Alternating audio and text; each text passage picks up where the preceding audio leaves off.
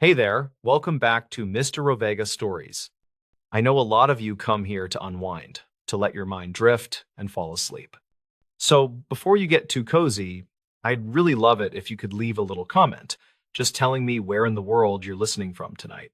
And if these stories help you relax, feel free to like and subscribe. It means more than you know. All right, let's get comfortable, take a slow breath, and begin.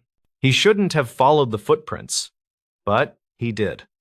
Archive notes from a small county office mention a deputy who changed after a winter call near an abandoned campground. His name was Rylan Keever, 38 years old, known for calm work and long quiet shifts. His assignment that evening sounded simple. Watch the closed road, check the locked gate, and make sure no one tried to camp in restricted areas. Snow covered the valley in a thin sheet that softened every sound except the wind. Rylan parked the cruiser near the gate and listened to the steady tick of cooling metal. He had expected a slow night with no real trouble, just a routine check to earn extra pay before roads iced deeper along the ridge. Near 9, he stepped out to stretch and used his light to scan the road. The gate stood solid. No tracks touched the chain or the padlock. As he turned back toward the cruiser, he saw something darker pressed into the snow only a few feet away. At first, he thought it was animal movement, but the shapes had clear toes and a defined arch. They were footprints, bare ones, and fresh enough that the snow around them still held a slight shine from recent pressure. Rylan checked behind him and saw no approaching trail, no path from the highway, no scuffs beside the ditch. The first print began in the middle of the road as if someone had appeared there and walked calmly toward the forest. Each step spaced evenly, with no sign of panic or limping through cold that should have shredded unprotected skin. He radioed dispatch and said he would check possible foot traffic near the gate. The dispatcher asked if he needed backup. Rylan answered that he probably did not and just wanted to confirm no one was hurt. Those were the moments when he should have stopped, marked the location, and waited. Instead, he squeezed through the gate and followed the prints into the trees. The forest grew darker with each step, and wind pressed branches against one another in slow groans. Rylan kept his light low and tried to stay calm. The prints never drifted aside or hesitated near roots or fallen logs. They traveled straight as if the person moved through obstacles without adjusting course, something that bothered him more than the cold. After several minutes, he reached a clearing he recognized from old maps. An out-of-service pump house sat near a bend in the slope. County files said it had been boarded for years and was scheduled for demolition long ago. The prince led right to its door and stopped at the threshold, toes almost touching the wood. No return prints, no scatter of snow that showed hesitation. He checked the door and found no gap large enough for anyone to slip through. Metal sealed the bottom, paint flaked along the sides, and frost collected near the edges. He knocked and called out. No answer. Just the faint pulse of air behind the boards, like a slow, rhythmic shift coming from somewhere deeper underground. Rylan circled the building. The windows had thick plywood, all aged and unbroken. At the rear corner, he saw a metal tag tacked to the siding. The number format looked like the catalog codes maintenance crews used years before. He snapped a picture and sent it to a coworker who handled records. Then he pressed his ear against the wall again. What he heard unsettled him more than the footprints. A steady vibration timed too neatly to be wind, a low throb like buried machinery that had no business being active in a dead building. He stepped back, reported a possible trapped person, and waited for a response. Snow built thicker around his boots as silence returned. His phone buzzed. The coworker replied that the pump house in his photo should not exist. Records showed a demolition order completed 5 years earlier with photo proof of an empty concrete pad. Rylan requested the file. The archived picture arrived moments later. It showed the same slope and tree line, but no building, only a cracked foundation. He compared the image with what stood before him. Every tree matched, every ridge matched, only the structure differed. He recorded video for evidence and checked the footprints again. They held their shape too sharply for the falling snow, as if the flakes avoided the depressions. Headlights appeared through the storm as his supervisor arrived. Sergeant Lyle Hargan listened to the summary without comment. He suggested records often lost track of old buildings, and kids sometimes ran barefoot as a dare. Rylan wanted to argue, but knew Lyle would not entertain theories that sounded strange. They forced the door open. Inside, they found rusted pipes, a cracked basin filled with dark water, and thick dust-coating old fixtures. No sign of occupation. But the vibration grew stronger near the basin with a steady pulse that felt wrong under their boots. Lyle dismissed it as leftover pressure somewhere down the line. He logged the structure for evaluation and called the scene cleared. Rylan went home uneasy. Later that night, he replayed the brief interference his radio had captured before Lyle arrived. A thin voice, young and strained, repeated a phrase that stuck with him long after he removed his earbuds. They were not done counting. Dispatch insisted no one transmitted at that moment. Sleep came in short bursts over the next days. Rylan dreamed of rows of bare footprints leading toward the pump house, each set perfectly spaced, each one vanishing at the door. He researched the old missing person cases again, remembering a teenager from 2011 who had vanished barefoot near the same road. The boy had been obsessed with numbers and patterns, often complaining when counts seemed wrong. The last witness statement before his disappearance mentioned he had been worried about the pump station records. He claimed something on the map did not match what he saw near the campground, but no one listened at the time. Rylan returned to the site twice on his own. The building stayed where it stood that night, solid and weathered. Snow around it showed only animal prints and a few maintenance truck tracks.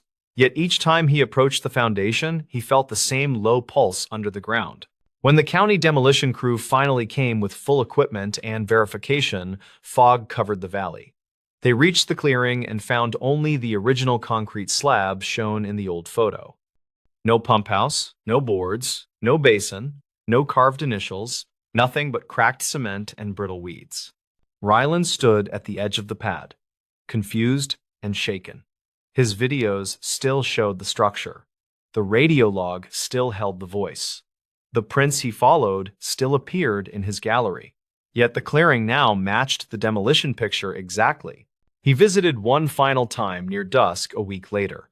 A thin dusting of snow lay across the slab. In the center stood a single line of bare footprints, each impression neat and coldly defined. They walked from the middle of the pad toward the woods. No prints led inward. He wiped the tracks away with his boot before anyone else could see them. That night, the counting returned in his dreams, quiet but close, and he resigned soon after. The county files marked the case as environmental error and miscommunication, but Rylan still avoids that valley and the road where the prints began in fresh, untouched snow. He knows he should have turned back when he first saw them. He should not have followed the footprints, but he did, and something followed him longer than the trail in the trees. An unexplainable sound captured inside their locked cabin. The recording still exists in a shared folder on a small-town deputy's computer, labeled only as Cabin Audio Winter Night. On that audio, a man and a woman whisper about a noise inside their locked cabin. Then something answers from the dark. The couple were Rowan Pike and Eliza Caro, both in their early 30s, living in a rented lakeside cabin for one quiet week. Rowan was 32, an overworked automotive technician from a Midwestern city, and Eliza was 31, a pediatric nurse. They had taken time off together after a rough stretch at the hospital, wanting a place without sirens, neighbors, or bright parking lot lights. The cabin sat at the end of an unplowed road, with forest pressing tight on every side and a narrow frozen lake. It happened in late winter, sometime around 2021, according to later reports, when the lake ice had stopped groaning every night. The cabin belonged to a retired school counselor who rented it out occasionally, insisting every guest sign a very detailed checklist agreement. One item on that checklist stood out even before anything strange happened, and both of them joked about it at first that day. It required guests to keep a small battery recorder running each night in the main room, facing the interior, pointed away from the windows. The owner said the recorder was for liability, in case drunken hunters broke in or a guest tried to blame damage on intruders. Rowan had shrugged, saying it was weird but harmless, and Eliza just flipped the recorder on, watching its tiny red light blink patiently. They spent the first day unpacking, stacking their groceries in the narrow kitchenette, and lighting the wood stove that smelled slightly of pine. The only neighbors were a boarded-up bait shop near the highway and a ranger station across the lake, dark and shuttered for the season. Snow had fallen on and off all day, dulling every sound from the trees until the cabin seemed wrapped in layers of old heavy blankets. By 8 that evening, their phones had dropped service altogether, and the little cabin felt separated from everything they normally worried about. They ate boxed pasta at the wobbly table, listening to a portable speaker playing soft music, then washed dishes slowly in lukewarm well water. Before bed, Rowan walked around the cabin to check the windows, making sure every latch was set and every curtain pulled fully closed. He locked the only door with its stiff deadbolt, tugging once, then twice, habit from living in a noisier neighborhood with frequent car alarms nearby. Outside, the porch light reached only as far as the snow-covered steps. Beyond that, everything turned immediately into shapeless blue-tinted dark. Inside, the battery recorder sat on the mantel facing the couch and kitchen, close enough to pick up their voices clearly whenever they spoke. They changed into sweats, brushed their teeth, then argued briefly over whether to leave the hallway nightlight plugged in near the bathroom. Eliza liked the faint glow, saying it helped her orient if she woke suddenly, and Rowan said the cabin already had too many shadows. They left the light on, a dull amber plug casting a small horseshoe of brightness across the hallway floor and up one side of the wall. Sometime after midnight, long after the music speaker died, the only sound in the cabin was the wood stove ticking as it cooled. Temperature dropped outside, and branches shifted under the crusted snow, making occasional muffled pops that never quite reached the bedroom. Around 2 in the morning, according to the cabin's cheap digital clock, something knocked hard, once, from inside the main room. Eliza woke first, confused, staring at the ceiling, trying to decide whether the noise had been a dream or part of the stove.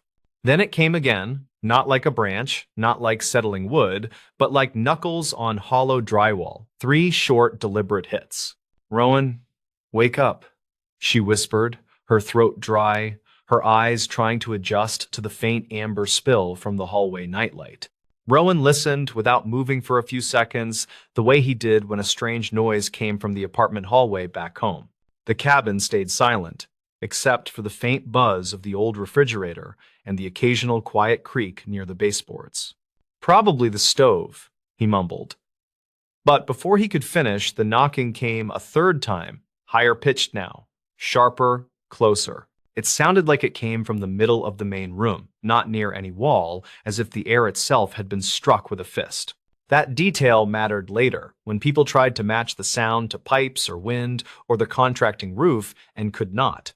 Rowan swung his legs out of bed, feeling the cold wooden floor stabbing through his socks, and grabbed the metal flashlight. The nightlight shaped the hallway into a short tunnel. Their bedroom at one end, the main room at the other, darker and wider. He could see the faint outline of the mantel from his doorway and the tiny red power light of the recorder still blinking steadily. "Stay here," he said, though Eliza was already sitting up, watching his silhouette move slowly away from the safety of the bedroom. The knocking did not repeat as he walked, and that silence felt worse somehow, like something listening just out of view. He swept the flashlight beam across the main room, over the couch, the empty armchair, the coffee table stacked with board games. Nothing looked disturbed, nothing looked shifted. The remotes sat exactly where he had left them. The wood stove door was still latched. He checked the front door, finding the deadbolt fully extended, the chain still hooked, and the cold bleeding faintly around the frame. Every window he passed was still locked, their latches pointed down, the panes fogged slightly instead of showing anything clearly outside. He even looked under the couch, feeling slightly ridiculous, shining the light into dust and an old dropped bottle cap. The sound did not return, and when he came back to the bedroom, Eliza forced a small laugh that did not sound like her usual voice. "Probably the wood shrinking," she said, trying a normal tone, though her hands stayed clenched in the blanket near her knees. Rowan nodded, though he paused first by the recorder on the mantel, noticing that its tiny red light still blinked at the same steady pace. He considered stopping it, then decided leaving it running might be smart, just in case there really was something to review tomorrow. Back in bed, they lay awake longer than either admitted, listening to every insignificant creak as if it might repeat that exact strange rhythm. They fell asleep sometime near dawn, waking late to pale light reflecting off thick snow on the lake, quiet and harmless again. Eliza made coffee while Rowan fed the fire, trying to turn the night into a story they could retell as a creepy vacation moment. After breakfast, he crossed to the recorder, flipped it off, and set it carefully on the table, both of them suddenly serious. They connected it to Rowan's laptop with a cable the owner had left, then watched the audio file appear, a neat digital rectangle. The timeline showed 4 hours of mostly flat ambient sound, with 2 clear spikes somewhere after the halfway point of the recording. Rowan clicked play, and they listened to themselves choose a movie, complain about the stove, and tease each other about the nightlight. Their voices sounded oddly distant and casual, as if they belonged to other people, visiting someone else's rental cabin for the weekend. Eventually, the background quieted, and they heard the rustling of blankets, the last small cough, then a long stretch of near silence. The first spike arrived with a muffled thump, which made both of them shiver slightly, even though it sounded softer than remembered. On the second playthrough, Eliza leaned closer, frowning, because she noticed a faint intake of breath just before the thump landed. Not theirs, not any sound they recognized from the bedroom, more like someone standing in the main room taking a slow, deliberate breath. Could be the mic, Rowan said, though even he sounded unconvinced, his eyes fixed on the jagged shape of the spike on the screen. Then they reached the second spike, the one the timeline showed as 3 vertical peaks almost touching the top of the waveform. Rowan turned the volume down slightly, then hit play, and the room seemed to tighten around them as the speakers carried the sound. The 3 knocks were clear, hollow, metallic at the edges, neither from wood nor glass, more like something striking empty air efficiently. Between the first and second knock, the recorder captured a whisper, lower than any normal speaking voice, but unmistakably formed words. "No one inside," it said quietly, as if reported from a distance. Yet there was no radio in the cabin, no television, no other device. Rowan stopped the recording immediately, the cursor freezing on the second peak, while both of them just stared at the laptop screen. They rewound, then played again, this time leaned so close their shoulders touched, like children trying to hear a secret through a wall. The words stayed the same, the timing stayed the same, and the whisper always emerged between the knocks, steady, almost calm. Eliza felt her stomach flip as she realized the whisper did not match either of their voices, not even distorted, not even close. It had a dry rasp, like vocal cords that rarely spoke, and a strange accent, vowels stretched slightly, consonants clipped at the edges. "Maybe someone outside," Rowan said, though he remembered how every window had been locked, how the snow around the steps was untouched. "If it was outside," she answered, "it would sound distant, muffled, not right next to the mic like that voice sounds." They checked the recorder itself, looking for any Bluetooth indicator, any sign it could connect to a hidden speaker or nearby device. There was nothing fancy about it, just a budget model, no wireless features, no memory card slot, only a simple internal drive. Rowan picked it up and shook it lightly beside his ear, hearing only the faint rattle of its cheap casing and loose battery door. He set it down again, more carefully than before, as if dropping it might shake some invisible explanation loose from inside its plastic. By midday, the strange feeling in the cabin grew heavier, like the atmosphere after an unresolved argument, except they were not fighting. Every time one of them walked past the recorder, they felt an urge to pick it up again, to replay the same 15 seconds repeatedly. Instead, they decided to leave the cabin for a while, to clear their heads and maybe find cell signal near the highway. They bundled up, locked the door carefully as they left, and trudged through the crunching snow toward the narrow trail to the road.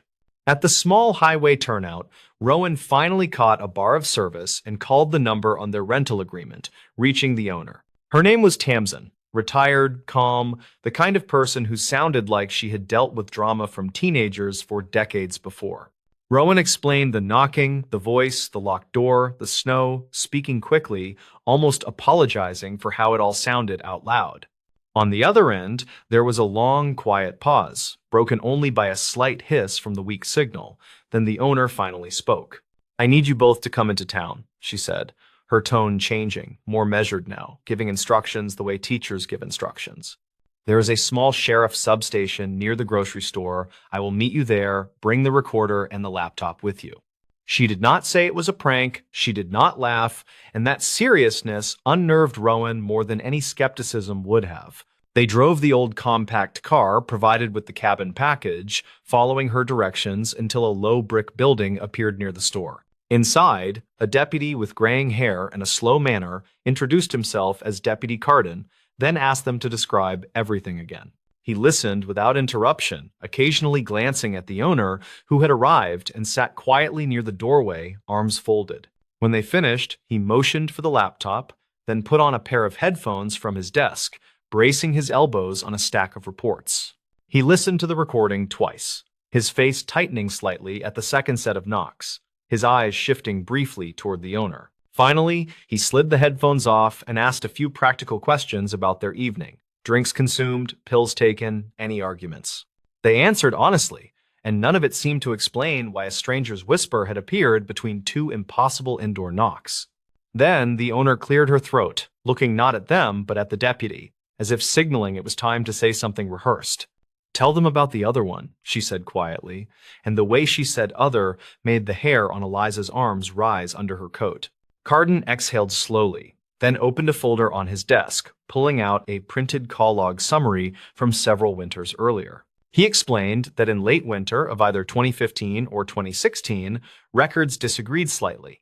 Another couple had rented the cabin. Their names were redacted on the copy he showed, a standard privacy practice, though the highlighted lines told enough of the story. They had called 911 from the cabin landline around 2 in the morning, reporting a noise inside the locked main room. According to the archived dispatch notes, the caller claimed that knocks were coming from somewhere near the middle of the room. The deputy on duty back then had been Carden himself, and he had driven out, finding no footprints, no sign of forced entry anywhere. The couple were shaken but unhurt, and he had written the incident off as nerves and unfamiliar forest sounds, though he had disliked that decision. There had been no recorder requirement at the time, no audio stored, just his report and the small note that the case remained unsolved. After that incident, the owner had installed the recorder rule, partly for safety, partly because she wanted evidence next time something happened. She admitted there had been one other strange file, 2 winters after the first couple, but that recording had reportedly been corrupted. The waveform had appeared normal until the first knock, then turned into a block of static that repeated the same 10 seconds indefinitely. Only one phrase remained intelligible in that damaged audio, heavily distorted yet audible if somebody strained through the static carefully. According to a technician who had examined it, the tangled noise contained what sounded like a male voice saying "no one" inside repeatedly. Hearing their own recording, with the same words spoken clearly between knocks in their intact file, gave Rowan and Eliza a hollow feeling.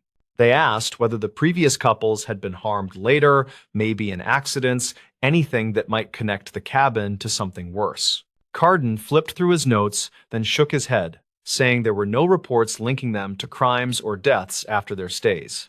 Reluctantly, he admitted something else, something that bothered him enough to keep a copy of that first report in his personal drawer. In that earlier call, the male renter had told dispatch the knocks seemed to come from the center of the room, not the walls. He had described it as if a person were knocking in midair, standing where no one stood, where the air itself felt thick. Those words matched almost exactly what Rowan had just said at the station, which strengthened the feeling that something patterned was happening. They let the deputy copy their audio file, then returned to the cabin only long enough to pack, leaving the keys under the agreed rock. Neither of them slept properly for several days afterward, even in their apartment far from the lake and its strange hollow knocks. Weeks later, out of uneasy curiosity, Rowan emailed the deputy, asking whether any analysis had found a rational source for the whisper. Carden replied with a short note saying the sound lab had ruled out radio bleed, interference, or any ordinary known equipment malfunction. The whisper, according to the report, did not match standard human speech patterns in the way air vibrated, although it contained clear language. The lab had written that the signal behaved as if the source were extremely close to the microphone, with no detectable approach or retreat. In other words, it appeared suddenly almost inside the device, spoke the words "no one inside," then vanished as though it had never breathed. Rowan read that line several times, remembering how the locked cabin had felt that night, wrapped in snow and silence and something unaccounted. To this day, the owner still rents the place, but the recorder rule remains, and guests sign the same checklist without much concern. Some leave after quiet weeks spent fishing and reading, never hearing more than the occasional snap of a distant frozen branch. Others, according to dispatch logs and sparse online posts, have phoned in about late-night noises without leaving any usable recordings behind. Only that one file from Rowan and Eliza's stay sits on a deputy's desktop, replayed sometimes on winter nights when the station is quiet. Whenever he hears the three sharp knocks, followed by that steady, low whisper stating no one inside, Carden feels the same chill again. It is not the sound itself that bothers him most, but the calm, almost confirming tone, like a note added in the margin of reality. As far as official records go, nothing has ever been found living or hiding between the walls of that small lakeside rental cabin. Yet the audio remains, a small digital artifact suggesting something else was present inside that locked room, counting who belonged there. Even now, when snow stacks against old doors and night falls very fast in those woods, a few people still think about that voice. They imagine a presence that does not try to enter or leave, only listens and reports, marking who is there and who is not. Most visitors never hear anything, never play back anything strange, and the cabin stays just another winter getaway on a frozen, quiet lake. Still, the audio exists, and for some, that is enough to believe the unexplainable sound inside their locked cabin was exactly what it claimed. This terrifying recording made the search team walk away. Rangers in the area had dealt with missing hikers before, but none of their cases ever included a recording that made trained rescuers step back in fear. That detail became the first thing investigators noted when the report surfaced. It was tied to a search that took place near an old service trail that sat several miles from the nearest paved road. Calvin Dre, a 34-year-old part-time surveyor, had been out there in late autumn working on boundary updates for a small land office. His goal was simple that morning. He planned to map a narrow ridge, mark a few flagged points, then reach his truck before sunset. He texted a coworker hours later saying the ridge felt off and that he kept hearing something that echoed strangely behind him. He did not send anything else after that. His company contacted local authorities when he did not return that night. A ranger named Isla Rourke led the initial sweep and found Calvin's truck parked neatly beside the old gate with his clipboard still inside. The first odd detail came from a pair of faint tracks that curved away from the marked trail. They looked hurried, yet strangely consistent, as if he kept pacing or circling before heading deeper into the brush. A volunteer named Saren Wade discovered a dropped handheld recorder early the next morning. Calvin often used it to make field notes for clients. The device was cracked but still usable, which made the team hopeful that it held something helpful. Saren replayed the final file and called Isla over within seconds. She said the tone made her chest tighten even before she understood the words. The recording started with wind pushing through the trees. Then Calvin whispered about seeing a figure crouched far down the slope. He said it moved in a way he could not fully describe. The next portion contained a sharp impact. Then, Calvin rushed a sentence about someone answering him from the trees, though he claimed he had not spoken aloud. Hila replayed that part several times and said she heard a second voice that sounded close yet distorted by the wind. Calvin shouted that he needed to leave, then the audio cut abruptly. Isla's team followed the direction suggested by the sound of his final breaths and found broken branches that lined a narrow run of rock shelves. One shelf held a smear of fabric that matched Calvin's jacket. Another shelf carried scuff marks shaped like hesitant foot placements. A third shelf held something stranger. It showed the imprint of a bare foot in cold dirt, yet the size was far larger than any adult's. Saren measured it with a small ruler and stepped back quickly when she realized it stretched nearly twice her length from heel to toe. They radioed for a second team once they reached the base of the slope and found a half-collapsed drainage tunnel. Inside sat more foot imprints arranged in a tight pattern that suggested pacing. Some prints overlapped Calvin's boot marks in a way that made Isla believe he had been cornered or trapped there for several minutes. The team kept finding scratch marks on the tunnel walls and noted that several deep grooves aligned at shoulder height, as if something tall had braced itself before turning sharply. Ela called in a specialist named Tranen Voss, a 37-year-old tracking consultant who often assisted on remote rescues. Tranen examined the tunnel and whispered that none of the marks matched known animal behavior in that region. He collected soil samples and photographed the prints while repeating that the stride patterns made no natural sense. He pointed toward a final trail of disturbed leaves that stretched away from the tunnel and said it looked like two bodies had moved together for a short distance. They followed that disturbance until it reached a dry creek bed. There, they found a metallic smell lingering in the cold air. Isla crouched and pointed to a torn strap from Calvin's field pack. Tranen walked ahead and found another item he could not easily explain. It was a small digital timer, still running, with its casing scratched by what looked like curved metal. He guessed Calvin might have used it as a marker or a signal, though he could not understand why it was left running. The creek bed ended near a stand of taller trees where the brush thickened sharply. Tranen noticed that the ground seemed cleared in a long, narrow line. He said it was as if something had dragged a heavy object while walking in complete straightness without stopping. Isla traced the line for several yards and found more fabric from Calvin's clothes, though no signs of injury appeared on the pieces. They searched through the afternoon and prepared to widen their grid before nightfall.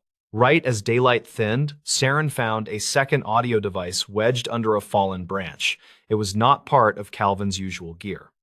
The device looked older and carried faint etchings along its spine that neither Isla nor Tranen recognized. They held it carefully, then managed to play the final stored file. A distant breathing sound filled the speaker and pulsed in slow, irregular intervals. Then a low humming tone built gradually, as if something were inhaling with long pauses. After that, the recording caught Calvin's voice, calling for help with trembling desperation. He asked why the thing kept repeating his words in a quiet, strained whisper. The mimicry, captured in the audio, terrified the search team so deeply that they stepped away from the device at almost the same moment. None of them wanted to play the rest of the file in the fading light. They carried it out of the woods and submitted it to technical staff, who later stated that the final section did not contain human speech patterns. They said it held layered frequencies that suggested an artificial modulation caused by environmental echo. That explanation did little to calm Ela or her team. Authorities kept searching for several days but never found Calvin or any additional evidence beyond scattered gear. Tranen filed a final note stating that no known animal or environmental factor could account for the overlapping tracks or the strange vocal distortions heard on the recordings. His closing line said the search ended once investigators realized the tunnel markings seemed drawn toward the entrance rather than away from it. People in the region still mention the case in cautious tones. Some hikers say the forest holds pockets of air that carry strange echoes, while others believe Calvin witnessed something no one was prepared to understand. Isla ended her last briefing with a simple statement that the team walked away because they trusted the fear they heard in that recording. She believed that fear meant something waited deeper in the trees, and that leaving the area preserved more lives than staying. Real footage from the motel hallway minutes before he disappeared. The motel kept the hallway camera mostly for drunks and noise complaints, not for the kind of mystery that followed later. When investigators finally pulled the footage, they said the last few minutes looked ordinary at first, then increasingly wrong. The man in that video was 29-year-old Rowan Hestrel, a refrigeration tech driving between small towns for routine service calls. He lived out of a faded compact car most weeks and took whatever overnight work his company could hand him. Co-workers described him as quiet, a little anxious around crowds, but dependable when things broke down unexpectedly. On the night in question, he checked into a roadside motel off a state highway and asked for a top-floor room away from the vending machines. The clerk on duty was a 38-year-old woman named Kira Malden, who worked nights to cover her brother's medical bills. She later told officers that Rowan seemed tired but polite, the kind of guest who kept his key card in a shirt pocket and apologized for taking too long signing the form. He asked if the motel had decent locks and whether anyone else was on his floor. Kira told him only 2 rooms were occupied that night, both far from his. Rowan carried a duffel bag, a hard tool case, and a backpack with his work tablet and personal notebook. The hallway camera caught him exiting the elevator just before 10 at night. He walked toward his room at a normal pace, shoulders a little hunched from the weight. Investigators later noted that he glanced toward the far end of the hallway, where an emergency exit door stood closed and unremarkable. According to Kira, the rest of the shift stayed quiet. A couple argued softly in the parking lot, then drove away. A freight truck idled near the gas station across the road. Around midnight, Kira stepped outside to clear her head and watched fog slide over the highway lights. She remembered thinking the building felt unusually hollow, like everyone inside held their breath at the same moment. Rowan's phone record showed a short call to his younger cousin around 11:30. He told her the motel seemed fine, although the hallway felt colder than the parking lot. He mentioned hearing a faint knocking sound behind the walls near his room. His cousin suggested it was probably the ice machine or plumbing, and he laughed and agreed. That was the last confirmed conversation from his number. A little after 1 in the morning, Kira logged an internal note about strange interference on the front desk computer. The cursor jumped slightly, and the security monitor for the 3rd floor flickered with static for a few seconds. She tapped the side of the monitor, and the image stabilized again. At that moment, Rowan's door was closed, and no one else moved in the hallway. The critical footage began at 1:13. Rowan opened his door slowly and stepped out wearing the same jeans and work shirt, but with bare feet. He held his phone in one hand and the keycard in the other.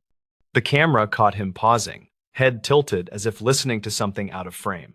He moved down the hallway toward the emergency exit, not toward the elevator, which sat closer. Investigators zoomed in on his face repeatedly. His expression looked focused, not panicked. His eyes shifted upward toward the ceiling corners as he walked. At one point, he turned slightly, as if checking that his room door remained shut, then faced forward again. The footage showed no one else present. No other doors opened. No shadows crossed behind him. At 1:14, he stopped halfway between his room and the exit door. His shoulders tightened and his head turned to the right wall. The camera showed plain off-white paint and a framed evacuation map, nothing unusual. Witness statements from previous guests mentioned occasional banging from the pipes beside that wall, especially during winter. The motel boiler records from that night showed no abnormal activity, according to maintenance logs reviewed later. Rowan then did something that confused investigators. Instead of continuing toward the exit, he set his phone on the carpeted floor, screen facing up. He also dropped his keycard beside it. He stared at both items for several seconds, standing perfectly still. A technician later measured that he remained motionless for nearly 14 seconds, longer than most guests ever paused in that hall. At 1:15, a faint shadow appeared at the far end of the frame near the emergency exit door. It was narrow and vertical, darker than the surrounding wall, but not shaped like a human form. The motel used overhead fluorescent fixtures spaced evenly along the ceiling, and none of the bulbs showed issues before or after that night. When investigators tested the lights, they could not recreate the same shadow by having someone walk near the door. Rowan seemed to notice something at that exact moment. He lifted his head and took a single step toward the shadowed end. His posture looked reluctant, as if his body leaned back while his legs moved forward. Then the feed glitched with a brief smear of pixels, not long enough to count as a full cut. When the picture cleared, he had moved several feet closer to the emergency exit. Audio from the camera did not exist, so no one heard what he might have responded to. Still, the timing matched a separate piece of evidence. A guest on the 2nd floor, a nurse named Draina Pohl, told deputies she woke around that time to a low humming sound above her room. She described it as a distant air conditioner running inside a metal box, steady and monotone, unlike the usual short bursts of the hallway unit. The hallway footage continued, with Rowan now almost at the emergency exit. The strange vertical shadow remained near the corner, not touching the floor or ceiling. It floated at about shoulder height, slightly wavering but not leaving the general spot. He lifted his right hand toward it, though there was clearly nothing physical to touch. As his fingers reached the edge of that darker patch, the video showed a brief distortion across his arm, like heat shimmer recorded at low resolution. At 1:16, he turned his head sharply back toward his room, then toward the elevator, seeming ready to retreat. For a moment, his body language matched someone about to abandon a bad idea and head back to safety. Then his shoulders slumped slightly, and he stepped the remaining distance to the emergency exit door. The shadow vanished from the frame at that exact second. He gripped the push bar on the door but did not push through. Instead, he leaned his forehead against the metal for several beats. A later inspection found no outside security camera covering that specific exit. A loading dock light illuminated the parking lot beyond, but any image of what waited outside remained unknown. The weather report listed temperatures just above freezing, with light fog hanging over the highway. The last clear image of Rowan showed him pulling the emergency exit open about 6 inches. No alarms activated, because the motel had long since disconnected that door from the central panel. A narrow strip of outside air appeared in the frame, carrying a pale vapor that rolled along the hallway carpet. It did not spread like normal fog. It curled inward, then dissolved before reaching the nearest light. At 1:17, the camera captured a flicker. For 2 frames, the entire hallway darkened, then returned to normal. When the view stabilized, the emergency exit stood fully closed and Rowan was gone. His phone and keycard still lay untouched on the carpet. No one walked back toward his room. No other door opened or closed. The next recorded movement showed a housekeeper pushing a cart at 9:40 the following morning. Kira did not know anything was wrong until Rowan's company called late that afternoon, asking whether he had checked out. She verified the room still showed as occupied in the computer, but received no answer at the door. She used a master key and stepped inside. His duffel bag sat open, with clothes folded inside. The tool case rested on the desk beside his notebook, open to a page of times and compressor readings from the previous job. One detail bothered her immediately. The bedspread was smoothed out perfectly, almost iron flat, with no imprint of someone sleeping there. A thin line of dust gathered along the windowsill, while the curtains remained partly open toward the highway. A single glass of water sat on the bedside table, still full, without condensation on the outside. Sheriff's deputies arrived within the hour. They found no obvious signs of struggle. The window was sealed from the inside, with no tampering around the latch. The bathroom light was off. Rowan's toothbrush remained dry in his toiletry kit. His car waited in the parking spot assigned at check-in, locked, with his overnight snack and a half-finished soda inside the console. When they pulled the hallway footage, the investigators expected to see him leave through the main door during the night. Instead, they watched the sequence near the emergency exit repeatedly, growing more unsettled each time. A state technician later examined the original file and the camera hardware. The device showed normal operation, no skipped timestamps, and no flagged power drops. He wrote that the minor pixel smearing likely came from the recording unit buffering during a small voltage fluctuation. Search teams combed the area behind the motel for 3 days. The emergency exit opened to a short concrete landing leading to a narrow strip of gravel. Beyond that sat a drainage ditch and a tree line that separated the property from an older industrial yard. Deputies walked the ditch, brought in dogs, and checked the yard's abandoned structures. No footprints matched Rowan's bare feet. No disturbed ground suggested a fall or forced movement. An archived call from the first night of the search added a detail many people still argue about. A driver who regularly used that stretch of highway phoned the non-emergency line just before dawn, claiming he saw someone standing on the outer edge of the motel roof. He described a figure facing away from the road, arms at the sides, barely visible in the fog-diffused light. By the time deputies reached the area, the roof was empty, and fresh frost showed no clear tracks. Investigators checked Rowan's background thoroughly. He had no history of mental health crises and no known involvement with drugs. His bank records showed modest savings and consistent spending. The only unusual activity in the weeks before his disappearance was a series of late-night searches on his tablet about recurring humming sounds and electrical interference. His cousin later said he complained about hearing an odd tone in several motels during the previous month, like something following him through different buildings.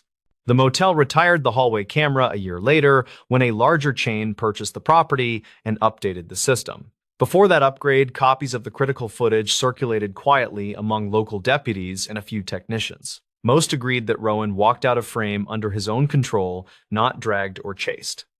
What bothered them was everything that seemed to lead him there, details that never added up to a normal explanation. One technician claimed off record that when he slowed the video and stepped through the moments before Rowan vanished, he noticed a small interference pattern along the ceiling near the emergency exit. It looked like overlapping waves, hardly more than a shimmer, visible only when the brightness dropped slightly. Official reports never mentioned this detail, possibly because no one could reproduce it after the equipment changed. Kira eventually left the motel job. She said that every time she walked past the third floor on later shifts, the hallway felt colder near the emergency exit. She also said the area around the spot where Rowan left his phone always seemed strangely quiet, even on busy nights when kids ran through the building. She never admitted to avoiding that section, but coworkers noticed she rarely sent housekeepers up alone. The case remains open with no confirmed sightings. Rowan's family keeps a copy of one frame from the video, the last clear shot before he reached the emergency exit. In that still image, his face looks less afraid than resigned, like someone giving in to a noise only he could hear. Investigators still tell trainees about the motel footage when explaining how some disappearances leave behind more questions than answers. In the official filings, Rowan Hestrel is listed as missing with circumstances undetermined. The hallway footage survives as one of the few solid time-stamped records of his last minutes, yet it raises more doubts than comfort. There is no proof of a person waiting off camera, no clear evidence of deliberate harm, only a man walking toward a door that should have led to a simple concrete landing and a cold gravel strip behind a cheap roadside motel. The building has new paint now and a brighter sign, but guests still mention the third-floor hallway in online reviews. Some claim the lights there flicker more often, others say the air feels heavier near the far end. Those comments never mention Rowan directly, and most travelers scroll past without reading closely. For the people who watch the footage, though, that hallway will always feel occupied by a question that entered quietly one night and never walked back past the camera. A child vanished in seconds. The footprints told a different story. The search teams later said the footprints were the strangest part of the entire case. They led clearly across loose soil near the tree line, then changed shape in a way no one wanted to explain. The child disappeared so fast that investigators first suspected a simple wandering accident, but the tracks forced them to reconsider everything. 7-year-old Aiden Ralden traveled with his mother, Mira, to a quiet campground near a forested ridge outside a small mountain town. She worked long shifts at a distribution center and promised him a weekend of fresh air before school piled on more stress. The campground had a small creek, a short nature trail, and enough open space for kids to run safely. Several families returned to the area each year because nothing unusual ever happened there, according to the ranger logs. They arrived late Saturday morning, pitched a small tent near the lower loop, and met a nearby couple who recognized Mira from previous summers. The weather stayed mild, with a steady breeze coming down the ridge. Aiden played near the picnic table with a toy truck, while Mira prepared a simple lunch. Everything remained normal, according to witnesses who later reviewed the timeline. Around 1 in the afternoon, a young hiker named Ren Vero stopped at the campground before heading to the creek. He greeted the families and noticed Aiden building a small dirt ramp for his truck near the start of the nature trail. Mira chatted briefly with Ren while keeping Aiden well within view. Several people later confirmed that nothing seemed off or concerning. Aiden asked if he could run a little farther down the trail to collect smooth stones. Mira agreed, but told him to stay where she could see the first 2 bends. He nodded and sprinted forward. Ren recalled hearing the rustle of leaves as the boy disappeared around the first turn. Mira wiped her hands on a towel, glanced toward the bend, and continued arranging their food.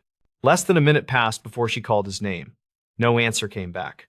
She stood, walked several steps toward the trail, and called again. Still nothing. Ren joined her and listened carefully.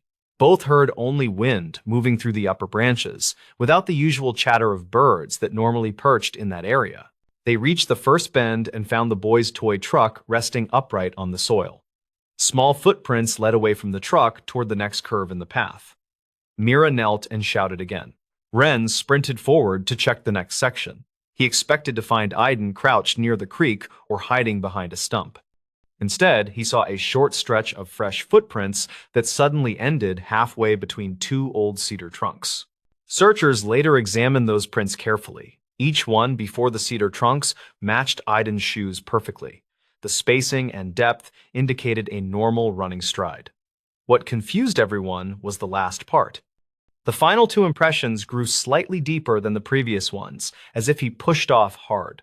After those two prints, the soil remained undisturbed, smooth and unbroken. Mira called rangers immediately using a nearby family's phone. The first team arrived within minutes because a patrol truck had been covering the main road closer than usual. The rangers examined the prints, the surrounding ground, the trunks, and the low brush nearby. No broken branches indicated a fall.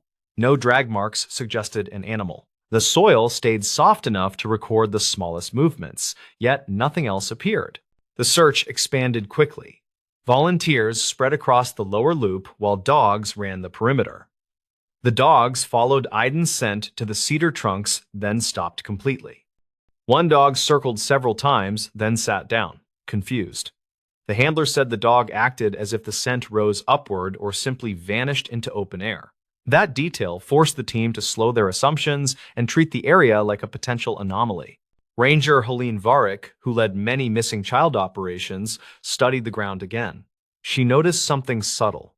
Near the place where the footprints stopped, tiny pebbles looked slightly displaced in a fan-shaped pattern, not enough to indicate a slide, but enough to suggest a sharp upward push. She compared that pattern to documented jump landings from other cases, but found no matching example. The pebbles looked scattered outward rather than downward. Half an hour after the search began, Helene ordered a sweep of the creek bank. Though unlikely, kids sometimes slipped silently into water. Teams found no footprints, wet soil, or disturbed moss. They checked the base of the larger trees for climb marks. Nothing indicated that Aiden tried scaling anything. The only marks remained the clean sequence of shoe prints that ended too abruptly for a natural explanation. A backpacker named MrBallen approached the rangers with a concerning detail. He said that while hiking an upper ridge earlier that morning, he heard a strange, high-pitched sequence above the tree line. He described it as 3 rapid tones rising slightly each time. He assumed it came from a distant bird until he noticed silence immediately afterward. Seer rarely encountered quiet zones in that forest because birds roosted heavily in the pines. Rangers asked Seer to retrace his path. He guided them to a viewpoint above the campground, where the wind often carried sounds from below. They found nothing useful except an odd resonance near a rock cluster.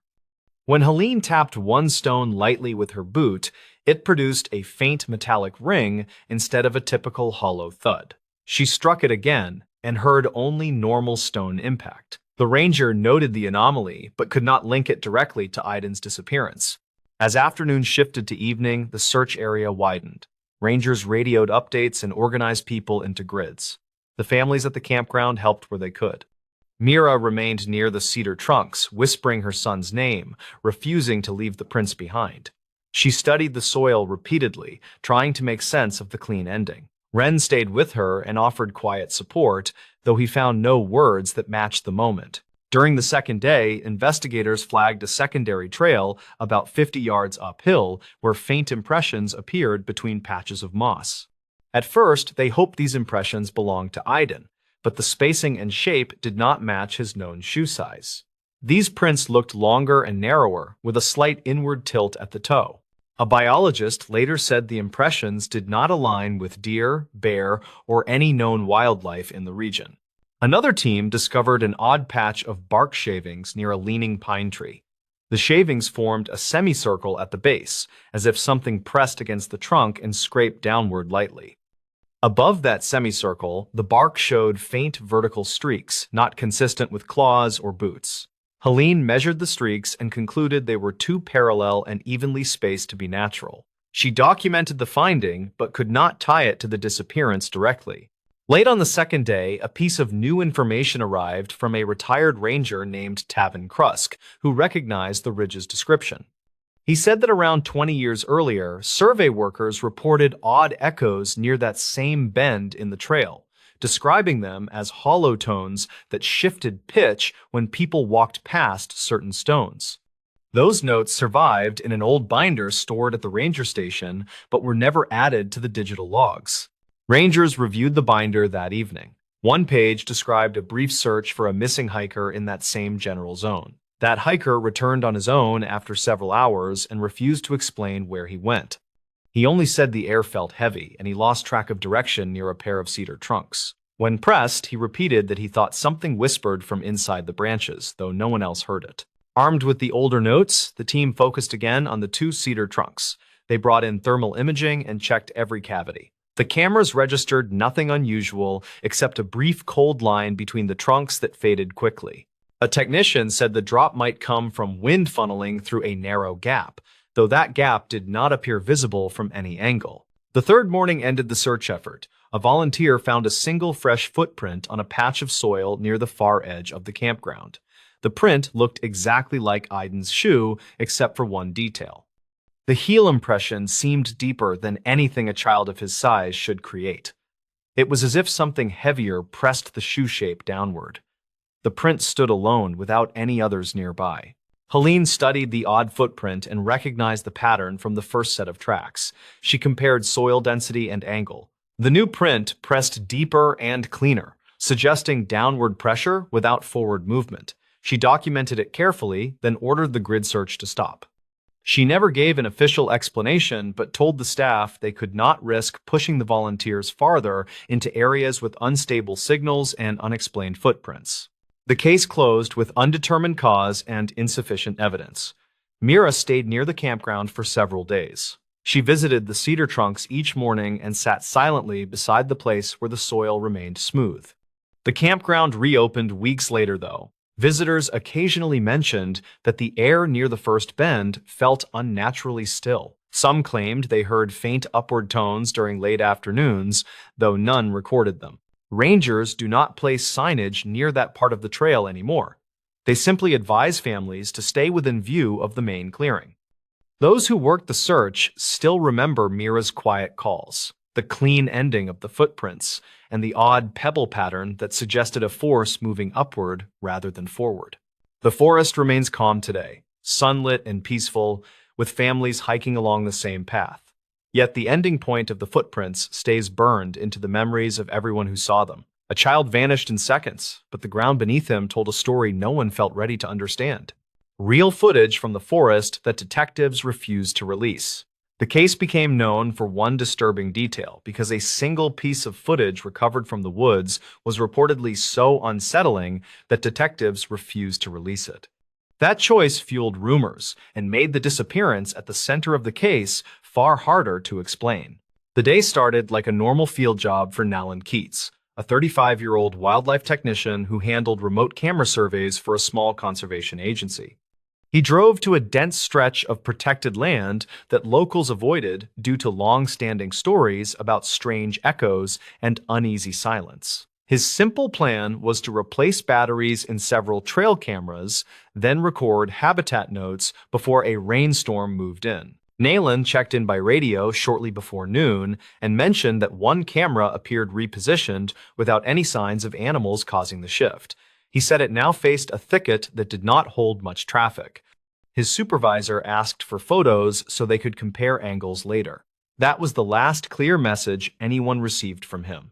When Nalan failed to return that evening, deputies searched the forest road and found his truck parked neatly beside a service gate. Inside sat his gear bag with only one missing item, a small field recorder he often clipped to his vest. They also found a map with his planned route circled by hand. That route passed through an older grove where several trail cameras had recently recorded confusing motion triggers. A detective named Reldevar led the early search and noticed that Nalan's tracks appeared steady at first, but shifted into shorter, uneven steps as he moved deeper into the grove. She followed them until they ended abruptly near a cluster of fallen logs. From there, fresh drag marks cut into moist soil and curved toward a dark stand of pines. Relda said the marks looked too narrow for equipment and too controlled for an injured person. A deputy named Orrin Gale discovered the first piece of evidence near those pines. It was one of the agency's trail cameras smashed into two pieces, though its memory card remained intact. Orrin placed the card into his handheld viewer and motioned for Relda. The footage showed Nolan approaching the camera hours earlier, raising his hand in a casual greeting. Then something behind him caused the camera to glitch in short, erratic pulses, almost like a flicker of shadow crossing the lens. Relda replayed the clip several times and noticed that the background trees moved in slow, synchronized patterns that did not match the wind conditions reported that day. She also heard a faint tone under the ambient noise, as if something hummed in a deliberate rhythm. When the clip reached the final frames, Nayland turned sharply as if reacting to a voice. The recording ended right as the camera shook violently. The team pushed deeper into the pines and found more unsettling details. Broken twigs lay arranged in oddly precise angles, forming narrow lines across the forest floor. Some lines pointed toward a shallow ravine where several more tracks appeared. Those tracks alternated between Nalan's boot prints and long impressions that seemed too elongated to belong to any known animal in the region. Relda measured one and frowned when she realized it stretched nearly the length of her forearm. The ravine held the second camera. This one remained intact and still recorded. Detectives later said the footage taken from that device became the heart of the case. The clip reportedly showed Nolan whispering that something kept repeating his footsteps only seconds after he stopped walking. He said he felt watched from directions that did not match the sounds surrounding him. Then the camera captured a shape moving behind him with strangely delayed motion, almost like each part lagged behind the rest. Relda refused to describe the figure in any detail when questioned later. She only said its movement broke her sense of how bodies were supposed to shift through space. She ordered the ravine sealed and continued the search toward a ridge that rose above the grove. On the ridge, they found Nalan's field recorder stuck between two stones. It held one final file stamped shortly before the trail cameras stopped functioning. The audio began with Nalan breathing hard and saying he needed to reach higher ground because something kept answering him with a distorted version of his own voice. He whispered that the mimicry sounded close but arrived with a slight delay, almost like hearing an echo form before the original sound. The next part of the audio captured a heavy snap, followed by a low rumbling tone that shook the recorder's microphone in uneven pulses. The tone rose sharply, then cut out. After that, the file turned to static, broken by brief fragments of something moving quickly through thick brush. No additional speech followed. Detectives expanded the search for several days, but found no more signs of Nolan. Wildlife specialists reviewed the tracks and ruled out known species. Audio technicians studied the recorder file and claimed the mimicry did not follow human speech patterns. They also said the background rumbling showed overlapping frequencies not normally produced by natural events. The most controversial piece of evidence remained the unreleased footage retrieved from the second camera. Multiple officers stated privately that the final seconds made them step back from the screen. One officer said the shape behind Nalin appeared to form from shifting darkness rather than a physical figure. Another said the shape moved with delayed motion, almost like each part followed a separate pattern. Relda submitted a report stating that releasing the footage would cause unnecessary panic due to the unclear nature of the figure. She also wrote that the footage did not prove criminal activity or wildlife threat. That claim frustrated many who knew the case because they believed the clip held critical clues about Nalan's last moments. The official search ended with no resolution. The agency placed a warning sign near the trailhead advising visitors to stay on marked routes and avoid the grove during low light. Locals said the forest felt different in the weeks that followed. Some claimed the air carried faint tones at dusk that sounded almost like someone humming in slow, uneven intervals. Relda closed the investigation with a brief note. She wrote that the decision to withhold the footage came from her belief that the forest contained an auditory phenomenon that humans were not equipped to interpret safely. She said the footage captured that phenomenon too clearly, and that the delay in the shape's movement suggested something she could not explain. The case remains unsolved. People who hike near the grove say they sometimes hear a second set of footsteps behind them that stop a moment after they stop walking. A few report a voice repeating their words in a strained whisper. Authorities dismiss those stories as echoes caused by unusual terrain, yet the warning sign remains. The final memory card sits locked in an evidence drawer labeled with a note written by Relda. It states that the last seconds of the clip show Nalin turning towards something that does not match human or animal motion. It ends with a line that became central to local rumors. The note claims the figure appeared shaped by darkness rather than lit by it, and that detectives refused to release the footage because they could not explain why it seemed to move slightly after the forest around it had gone still. The terrifying motel case that investigators tried to bury. A small-town motel incident reportedly led to sealed archives that puzzled locals for years, and the title came from those buried findings. The few investigators who spoke about it later hinted at details that made others uneasy, and they claimed the truth was nearly erased. The incident centered on a quiet traveler named Rylan Dorsey who checked into a roadside motel during a long winter drive through a rural county. Rylan was 34 and worked as a field technician for an energy company that sent him across different states. That day, he planned to rest before finishing a site check scheduled for the next morning, and he picked a cheap motel near an old highway exit. He parked his truck near a row of dim lights and walked into the lobby where the manager looked half asleep behind the counter. The manager handed him a key card and muttered something about a broken ice machine. Rylan did not mind the fading carpet or the outdated wallpaper since he only needed a few hours of sleep before driving again. He dropped his bag near the bed and turned on the small lamp beside the nightstand. He noticed a strange chemical smell that reminded him of old storage rooms, and he made a note to ask for a different room if it bothered him. He stepped out briefly to grab food from his truck before locking the door for the night. When he returned, he heard a faint knocking sound inside the walls that seemed too steady to be pipes settling. He leaned close to the drywall and listened as the noise stopped before starting again with a slow, rhythmic pattern. He checked the vents in the bathroom but found nothing unusual, and he assumed rodents made their way into the walls during colder months. He tried to ignore it and focused on his food while checking a few work messages. The incident began when he turned off the lamp and prepared to sleep, because the knock changed direction and seemed to come from behind the headboard. Rylan sat up and said, "Who is there?" But no answer came from the dark corner near the curtains. He turned the lamp back on and slid the bed away from the wall, and he saw small scratches on the baseboard that looked recent. He took a picture on his phone to document them in case the motel blamed him for damage. He walked to the lobby to request another room. Yet he found the front desk empty and the office door locked from inside. A television played quietly behind the counter despite no one being present, and a clipboard listed check-ins for the week with several names crossed out. Rylan called out but heard nothing except the buzz from an old fluorescent light near the ceiling. He returned to his room with the idea of packing up and finding a different motel farther down the highway. While he gathered his things, he noticed his phone displayed a new voicemail with no caller ID, and the recording played static for several seconds before a faint voice said his surname. He replayed it twice before deciding it sounded too distorted to judge clearly, and he wondered if his work dispatch system had glitched again. He still felt uneasy, so he placed his gear near the door as he continued examining the room for anything suspicious.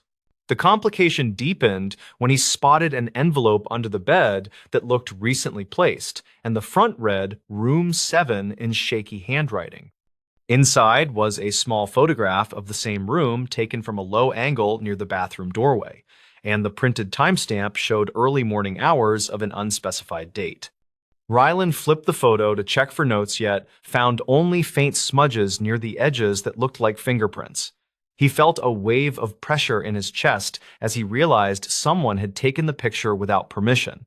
Rylan began his own investigation by checking the dresser drawers, where he found an old guest directory with pages missing near the back. A faint indentation on one torn page spelled the name Callum Foy, and a date beneath it hinted at something from the early 2000s. He searched the room for anything else connected to that name and found a scratched keyring behind the mini-fridge. Someone had carved initials that matched the name, and he took another photo to document the find. He decided to explore the hallway and saw that several rooms showed signs of forced repairs, and the motel layout did not match the numbered sequence on the map near the stairwell. A couple who stayed in the room across the hall told him they heard repairs at night that never seemed finished. They recalled a deputy who once checked the property for missing person reports, and they mentioned a strange event from years earlier that staff refused to discuss. Rylan wrote their comments in his phone notes to keep a timeline. When he stepped outside for better reception, he noticed two older security cameras pointed toward the rooms near his, and both had frayed cables that seemed cut rather than weather-worn. He inspected the nearest camera housing and saw residue that suggested someone removed a memory card recently. He began connecting details, including the scratched baseboard, strange knocks, old photograph, missing directory pages, and severed camera lines. Everything pointed toward hidden surveillance or a long-ignored incident. Rylan attempted to contact county dispatch and reached a board operator who recognized the motel name and paused before answering further questions. The operator claimed maintenance calls often came from that property but ended abruptly when crews arrived. When Rylan asked about an incident involving someone named Callum, the operator ended the call with a quick statement that the line needed to be cleared for emergencies. Rylan found the reaction suspicious and decided to pack up completely before something else happened. His decision came too late because a heavy thud struck the wall beside the bathroom as he zipped his bag, and dust drifted from a new crack near the ceiling. He stepped back and watched the drywall push inward like something had leaned against it from the other side. A muffled voice sounded like someone trying to speak through a barrier, and it said a single word that resembled help. Rylan felt fear tighten his entire body as he realized the voice sounded recent and not like an echo from old damage. He recorded the sound with his phone and hurried into the hallway where he saw the manager emerging from the dark office with a flashlight. The manager froze when he saw the phone raised toward him and suggested Rylan leave without filing a complaint. Rylan demanded to know if someone was trapped behind the walls, and the manager claimed renovations years earlier sealed unused maintenance corridors. The explanation felt weak because the dust in the crack looked fresh, and the voice did not resemble any airflow noise. Rylan stepped outside and flagged a patrol car that happened to slow near the entrance, and the deputy reluctantly followed him to the room. The deputy pressed his ear to the cracked section of wall and stepped back with a concerned look. He radioed for a second unit but changed his tone after speaking quietly with the motel manager. Instead of checking further, he ordered Rylan to collect his belongings and leave the property. The deputy wrote nothing in his notebook and refused to let Rylan remain near the room. According to Rylan, the deputy escorted him to his truck and waited until he drove away, and no paperwork documented the encounter. Rylan parked at a gas station several miles away and listened to the recording he captured, and the voice again whispered help before static overtook the sound. He sent the file to a friend who worked in a different county office and asked him to run a quiet check on past reports involving the motel. That friend later told him that several pages in the old archives were sealed after a missing person investigation involving someone named Callum Foy. The payoff came when the friend admitted the sealed pages included descriptions of a maintenance crawlspace project from the early 2000s, and a contractor reported that a worker vanished during debris clearing. The motel ownership allegedly pushed to keep operations open, and the investigation stalled after a few weeks. Those pages matched the same time frame as the torn directory entry in Rylan's room, and the friend believed the incident was buried to avoid legal trouble. Rylan later passed the findings to a local reporter who tried to question county officials, yet none agreed to speak on record. The motel eventually renovated the entire wing where Rylan stayed, and workers claimed they heard strange, muffled sounds during demolition. The county released a short statement saying no current threat existed, and they made no comment about the sealed archives or missing worker. The case never reached a full reopening, but Rylan always said the voice behind the wall did not sound like an echo from old plaster. He moved away from fieldwork soon after and kept the photograph from the envelope as a reminder. The truth behind that motel room stayed hidden inside scattered notes and old recordings, and officials eventually stopped responding to questions about it. Rylan believed someone tried to bury the findings because reopening them would reveal more than anyone wanted to admit.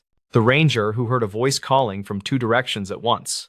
People in the district used this title when talking about a strange event that happened on a quiet ridge, and they claimed the ranger involved refused interviews afterward. The story centered on Rowan Kester, a 36-year-old backcountry ranger who worked steady shifts in a national forest known for unpredictable terrain. He preferred long patrols far from crowds, and he liked the calm pace of early morning trail checks. That day, he planned a simple route toward a narrow saddle between two peaks, and he left the station with light gear and a small radio clipped to his vest. He told dispatch he would check storm debris near the ridge before turning down toward a valley campsite. He expected to finish by mid-afternoon. The weather looked stable as he stepped onto the trail, and he enjoyed the cool air drifting across the forest floor. He passed a pair of hikers who mentioned an odd call they heard near dawn. They said it sounded like someone yelling a name, but the echo arrived too quickly to be natural. Rowan chalked it up to strange acoustics between cliffs because that ridge carried sound in unusual ways. He continued toward higher ground while marking a few fallen branches that blocked sections of the trail. The incident began when he reached a switchback and noticed scattered gear near a downed log. A small glove lay half buried in mud, and the fabric looked fresh. He picked it up and saw a faint red mark on the wrist section that resembled transferred paint. Maps showed no trail crews scheduled for that area, so he photographed the glove and placed it in his pack.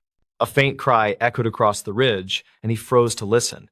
The voice sounded like someone calling the word help from the north side of the slope. He stepped toward an open section where wind pushed against the trees. He called out and heard nothing except whispering leaves.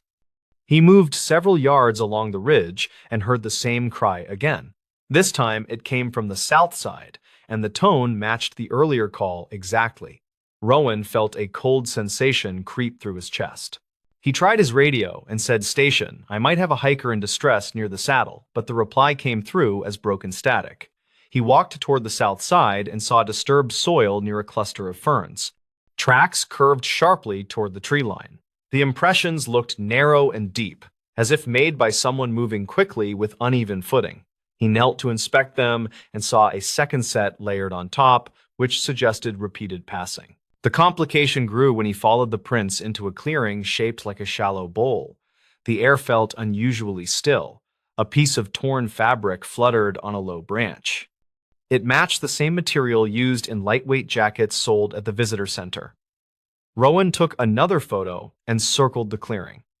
A short cry pierced the quiet again. It sounded like the same voice calling the same word, yet this time it arrived from both sides of the clearing during the same breath. Rowan stepped backward in disbelief. The echo did not match the terrain. The timing was too exact. He tried to test a call of his own and shouted, "Is anyone injured?" And the echo returned in two overlapping threads. One came from the north and the other from the south. Both carried his exact tone except for a faint, distorted quality buried beneath the sound. His pulse climbed as he scanned the trees. He decided to move downslope through the center of the clearing where the overlapping echoes felt strongest. The soil looked disturbed in a wide arc, as if someone dragged a pack or struggled while moving sideways. Broken twigs formed a trail toward a narrow gap between boulders. Rowan slid through the gap and emerged onto a small ledge that overlooked a deep hollow. The investigation sharpened when he found a collapsed tent near a fallen branch. The tent poles bent inward, not outward. The ground around it showed impressions that circled the site in tight loops. He found a water bottle half filled and a crumpled map with a route line marked toward the same ridge he just left. A faint call echoed again, and this time it sounded closer, yet still split in two directions. North and south, same distance, same tone.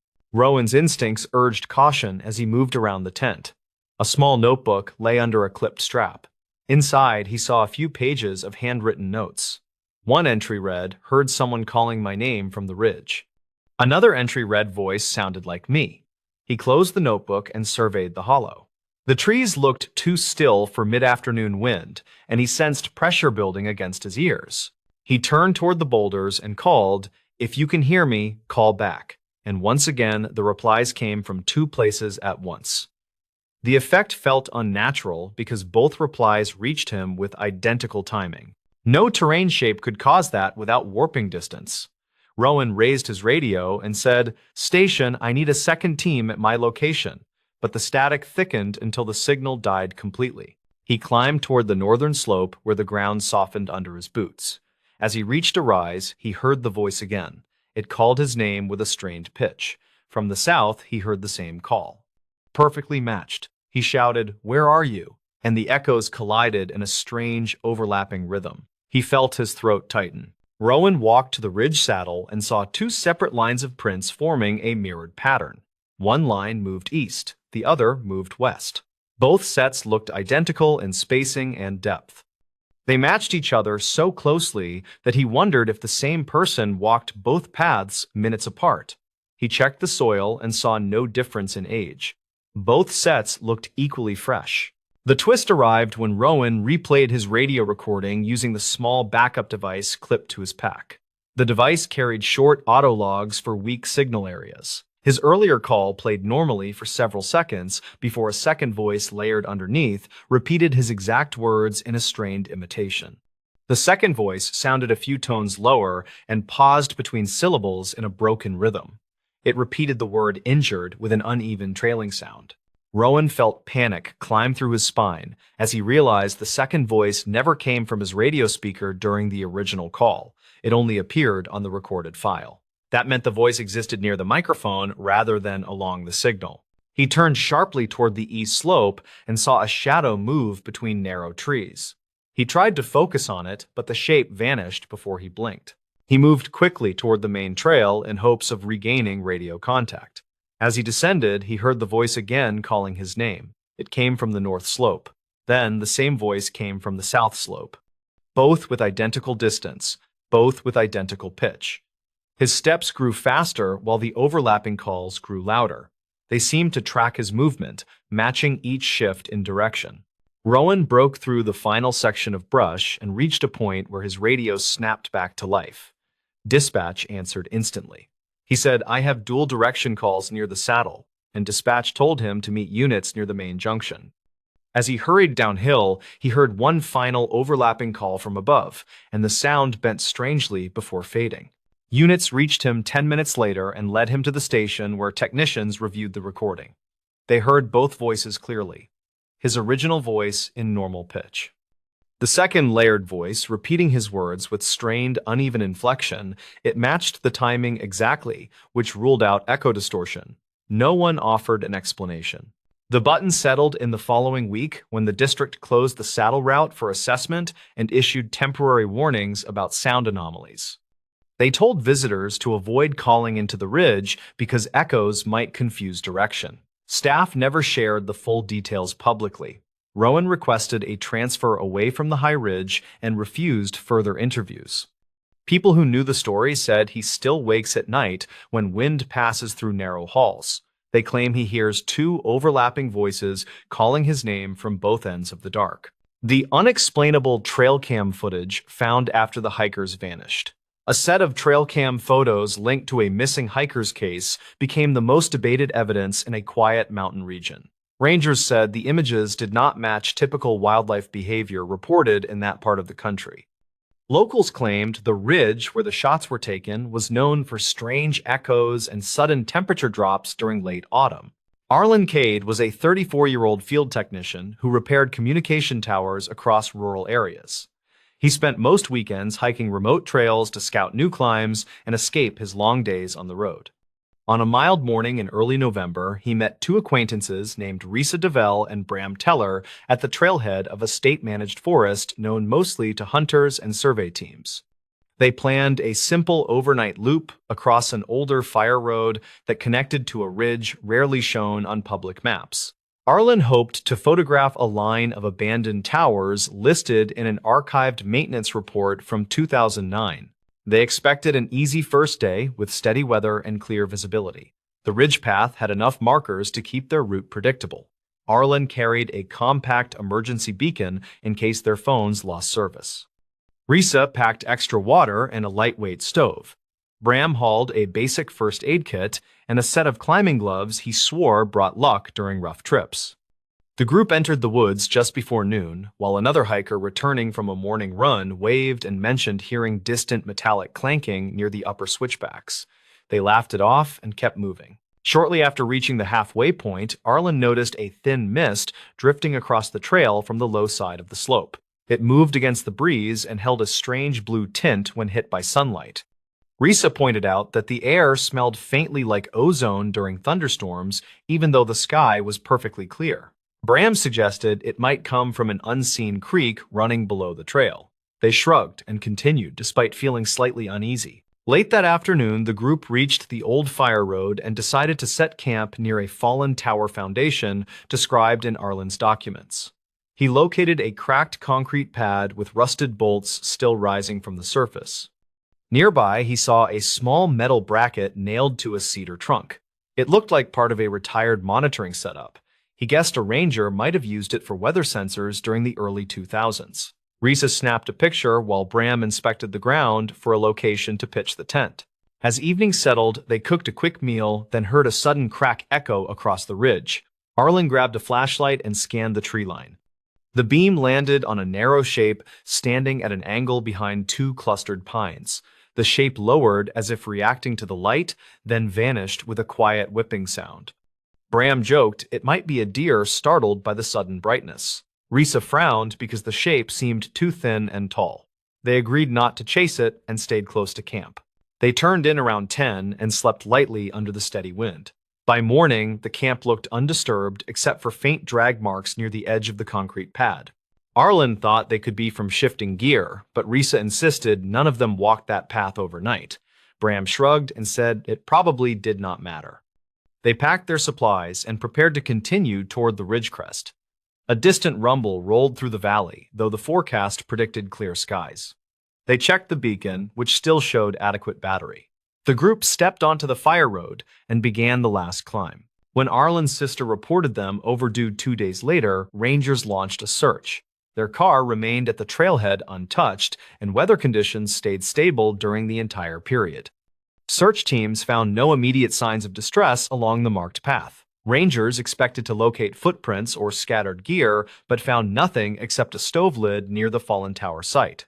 A rescue dog paused near the concrete pad, then circled twice before whining and walking away. The team marked the area and continued scanning the ridge. A week into the search, a ranger named Talon Rusk retrieved footage from a remote trail cam mounted higher on the ridge. The device aimed toward a narrow clearing well above the fire road and was usually checked only during early winter. Talon wired the memory card to a laptop and opened the most recent folder.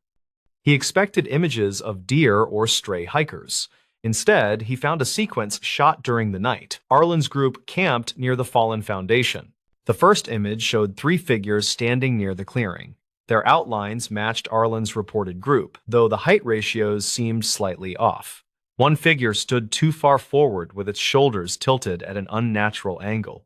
The next image, time-stamped only 2 minutes later, showed the same clearing empty except for a thin streak of white light curved like a filament in the air.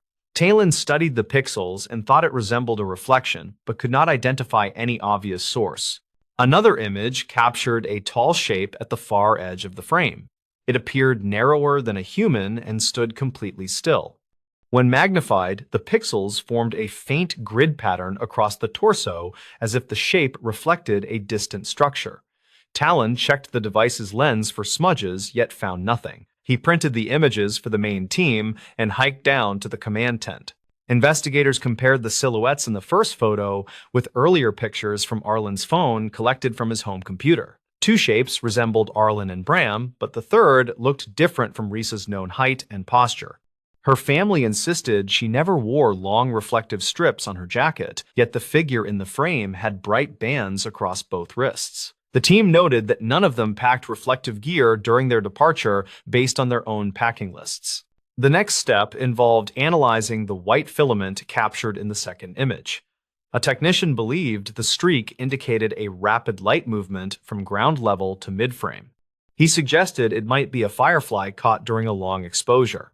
Another analyst argued the camera did not support that type of shutter behavior, and the streak seemed too uniform to be an insect artifact. They flagged the sequence for deeper review.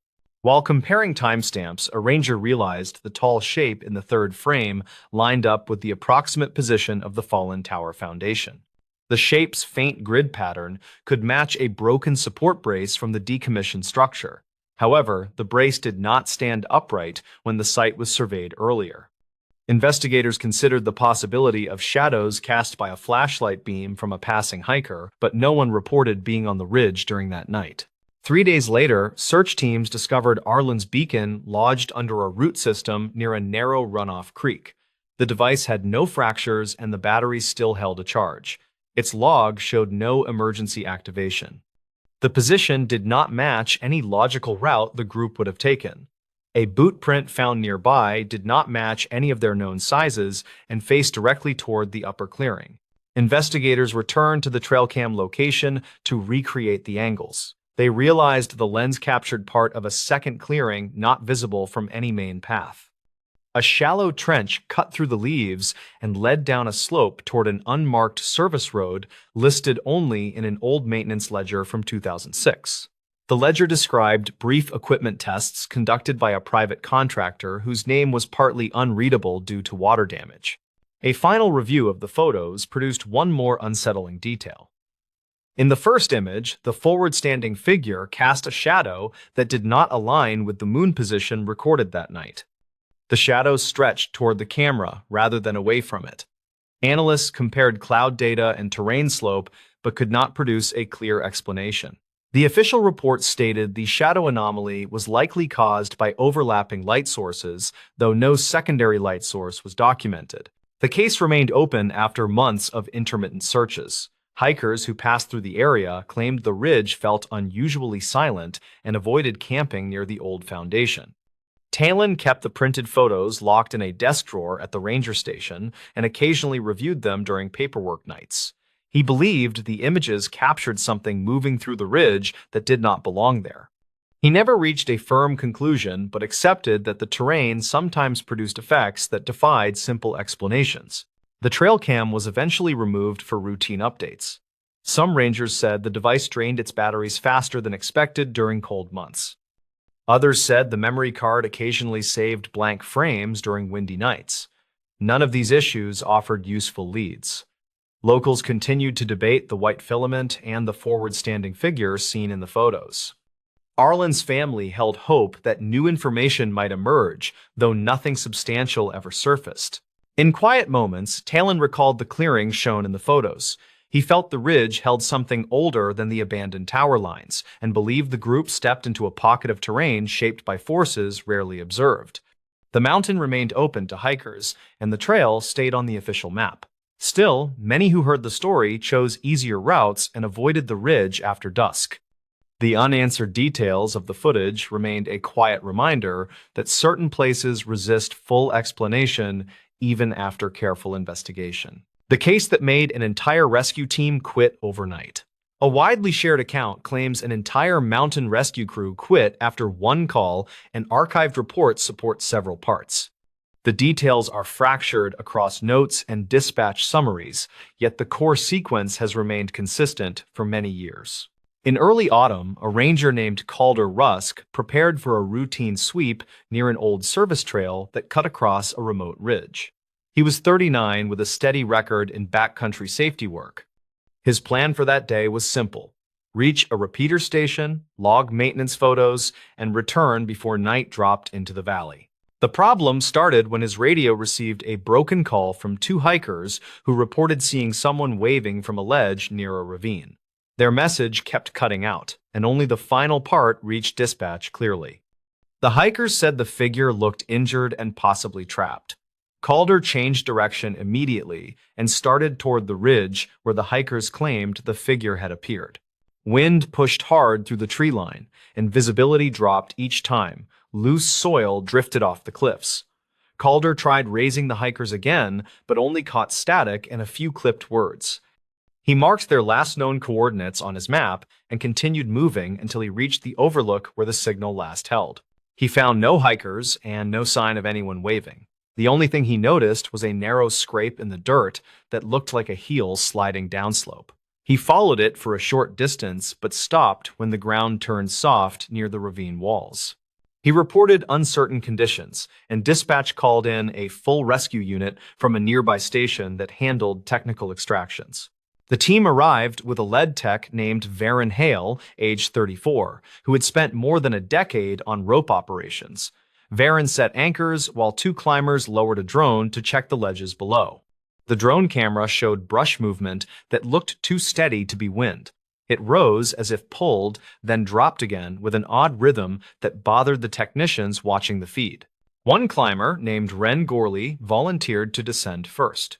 He worked slowly, checking every point on the wall, and called out distances to Varen. Ren stopped when he noticed strands of fabric caught on a broken branch. The color matched what the hikers reported earlier. Ren clipped the fabric into a pouch and kept moving until he reached the ledge where someone had been seen. The ledge was larger than expected and held an old survey stake driven deep into the stone. Ren called for a second climber to assist when he found what looked like a torn pack beside the stake. Both rescuers examined it carefully. There were rope burns across the outer flap and residue that looked like old chalk dust. Ren radioed that the pack seemed abandoned for years and did not match current models. Calder checked earlier Lost Hiker reports and found a record from late 2009 that mentioned a missing climber near the same ridge. The case ended without recovery because weather destroyed search corridors within 2 days. The report stated the climber was last seen moving toward a service trail used decades earlier for equipment hauls. None of the teams at that time reached the ravine zone due to landslides. When Ren repositioned his light, he saw a narrow tunnel-like cut behind the ledge that did not appear in any old maps. The opening was irregular and seemed carved by runoff, yet the edges looked polished as if worn by repeated contact. He leaned inside and caught a whiff of stale air with a sharp mineral scent. He asked Varen for permission to briefly check inside. Varen hesitated, then allowed a minimal probe. Ren crawled a short distance until his light caught something reflective. It was a cracked visor from a helmet that matched the missing climber report from 2009. The visor rested beside a small recorder, still mostly intact. Ren backed out carefully and handed the items up the line. Technicians inspected the recorder and found the battery swollen but not leaked. They bagged it for later review. While Ren prepared to climb up, the ledge vibrated slightly. He reported the movement and asked if any anchors had shifted. Varen confirmed all gear held firm. Ren said the vibration felt more like pressure from behind the wall rather than movement from rope tension. He asked to finish the ascent quickly. As he climbed, the drone camera captured a motion blur inside the tunnel that looked like a sudden retreat of something thin and tall. The team went silent as they reviewed the frame. No one could agree whether it showed an animal or a trick of low light. Calder suggested pulling everyone back until they could analyze the footage.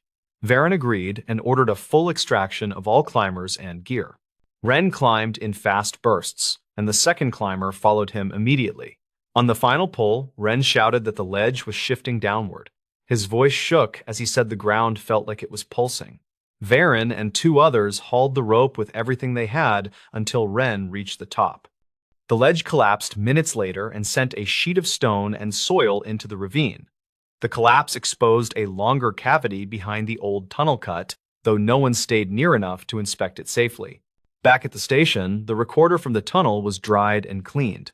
Audio specialists retrieved a single file with several minutes of sound. The first part held wind noise and climbing calls. The last part caught a higher-pitched voice, saying something about footsteps that did not echo properly. The climber sounded confused and whispered that lights kept flickering below the ledge even though no one carried a headlamp. The final seconds held a scraping tone that rose sharply before the file cut. The note review marked it as unknown environmental sound. Varen stopped the playback halfway and stepped out of the room. Ren asked for the file to be paused and requested that dispatch notify the Park Service about the newly exposed cavity. Calder wrote a brief incident summary and noted that the hikers who made the first call never identified themselves and never filed a follow-up report. The department reviewed the operation 2 weeks later. Every member of the rope team submitted resignations within the same night. Their statements cited unsafe geological conditions and unresolved safety concerns near the ravine. Internal sources claimed several team members refused to discuss the drone frame or the vibration Ren felt on the ledge. The station chief sealed the file, pending a geological assessment that never fully concluded. Calder stayed with the service but avoided that ridge for the remainder of his contract. He later told colleagues that the case felt incomplete because none of the core questions were answered. The hikers vanished. The tunnel extended deeper than any map showed. The recorder held a sound no one could classify. Years later, the ridge remains restricted under a risk notice that rarely appears on public maps. Local staff still mention the night an entire rescue team walked away from their careers after one call that began with a simple report of a figure waving from a ledge. The terrifying Yosemite Trail case rangers still talk about. Rangers in the region still mention this case because the evidence found on that trail created questions they never resolved. The most unsettling details centered on a series of sounds captured by a missing hiker that did not match any wildlife known in the park. Taryn Wild, a 33-year-old seasonal maintenance worker, visited Yosemite on his day off to hike a lesser-used route above an old granite ridge. His simple plan was to reach an upper overlook before sunset, take several photos for his project log, then head down before the temperature dropped. He checked in with a friend by text around midday and said the trail felt strangely empty despite normal visitor traffic in nearby areas. He reached the ridge around early afternoon and recorded several notes about soil shifts near a cluster of loose stones. His final text mentioned hearing steady pacing sounds behind him, even though he had not seen anyone on the trail for nearly an hour. He told his friend not to worry and said he would be back before evening. That message marked his last confirmed communication.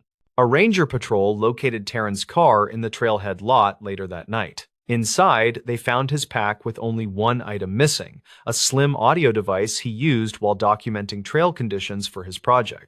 Ranger Helvey Strauss led the search at first light and found fresh boot prints near the ridge that matched the soles of Taryn's hiking shoes. The prints looked steady until they reached a shaded corner where the soil turned softer. There, the tracks split in an unusual way. One set continued toward the overlook, while another set curved sharply toward a narrow run of boulders. Helvey believed Taryn might have stepped off the trail while exploring, but noticed that the second set of prints forced deeper impressions, as if he moved faster with each step. A thin line in the dirt followed those prints and suggested something had been dragged behind him. The team followed the marks until they reached a natural pocket between two high stones.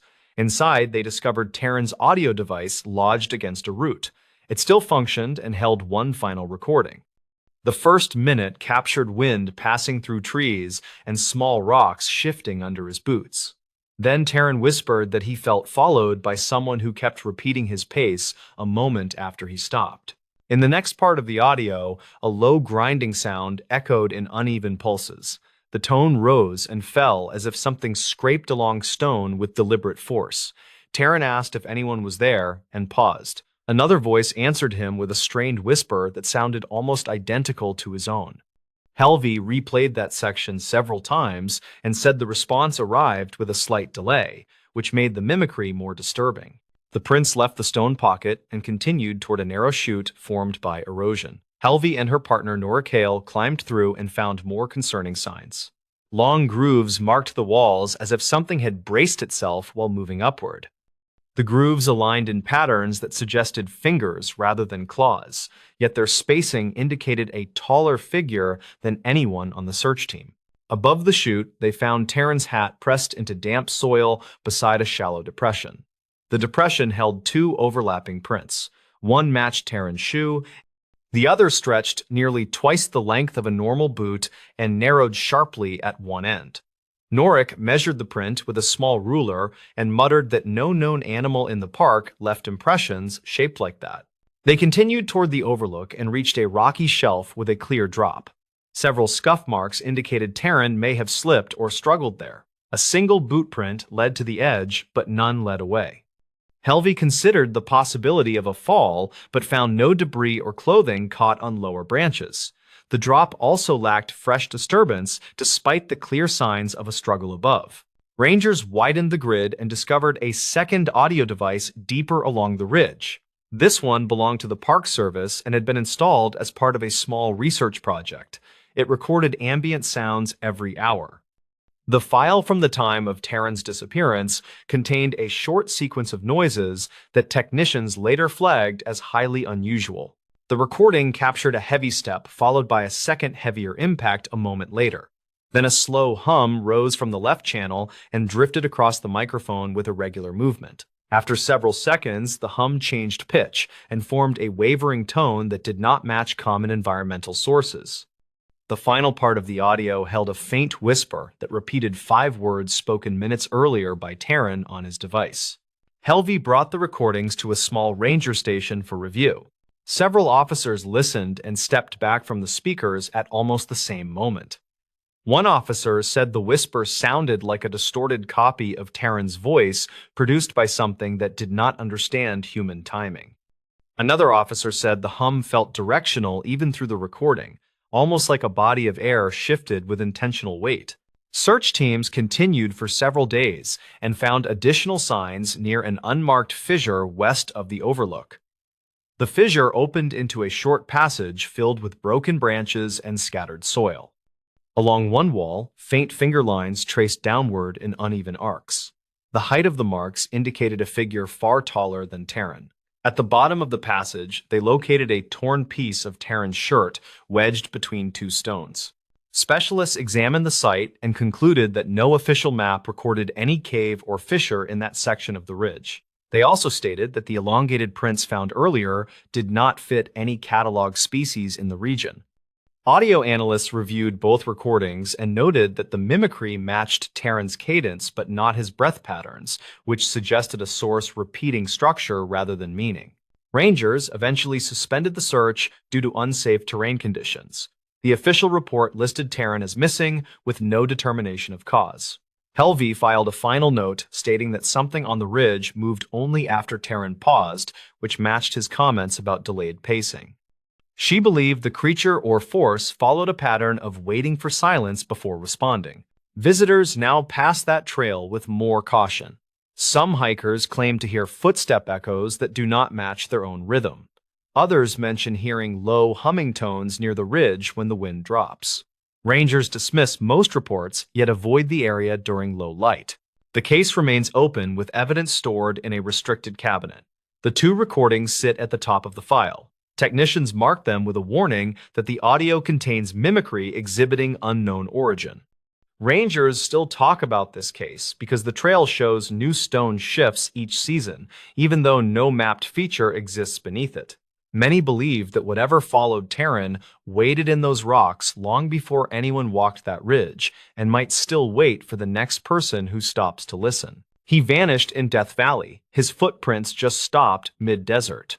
The search teams never forgot what they saw out there. Clear footprints stretched across the sand for nearly a mile, steady and perfect, then ended in the open desert with no wind strong enough to erase anything. Rangers later said the prints looked as if someone lifted the man straight upward. That detail stayed off the official record, but everyone working the case remembered it. 36-year-old Kalen Drevick worked as a field mechanic for a rental fleet based near the Nevada state line. He rarely took time off and lived mostly between job sites. His co-workers described him as level-headed and calm, the type who kept extra water bottles in his truck and checked tire pressure twice before any long drive.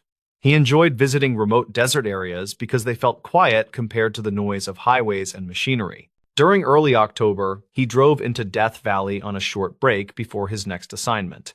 He planned to hike a rarely used path branching from an old service road near a salt flat.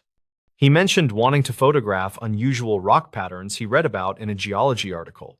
Weather forecasts showed stable conditions and mild winds. He purchased extra supplies at a small gas station near the park entrance, waved to the attendant, and headed toward the valley floor. Security cameras at the ranger station recorded his truck passing through the checkpoint mid-morning. A ranger named Javi Nolden spoke briefly with him about hydration and recommended he stay on the marked route. Javi later said Kalen seemed alert and in good spirits. He carried a heavy canvas backpack, a camera case, and a rolled topographic map secured with a rubber band.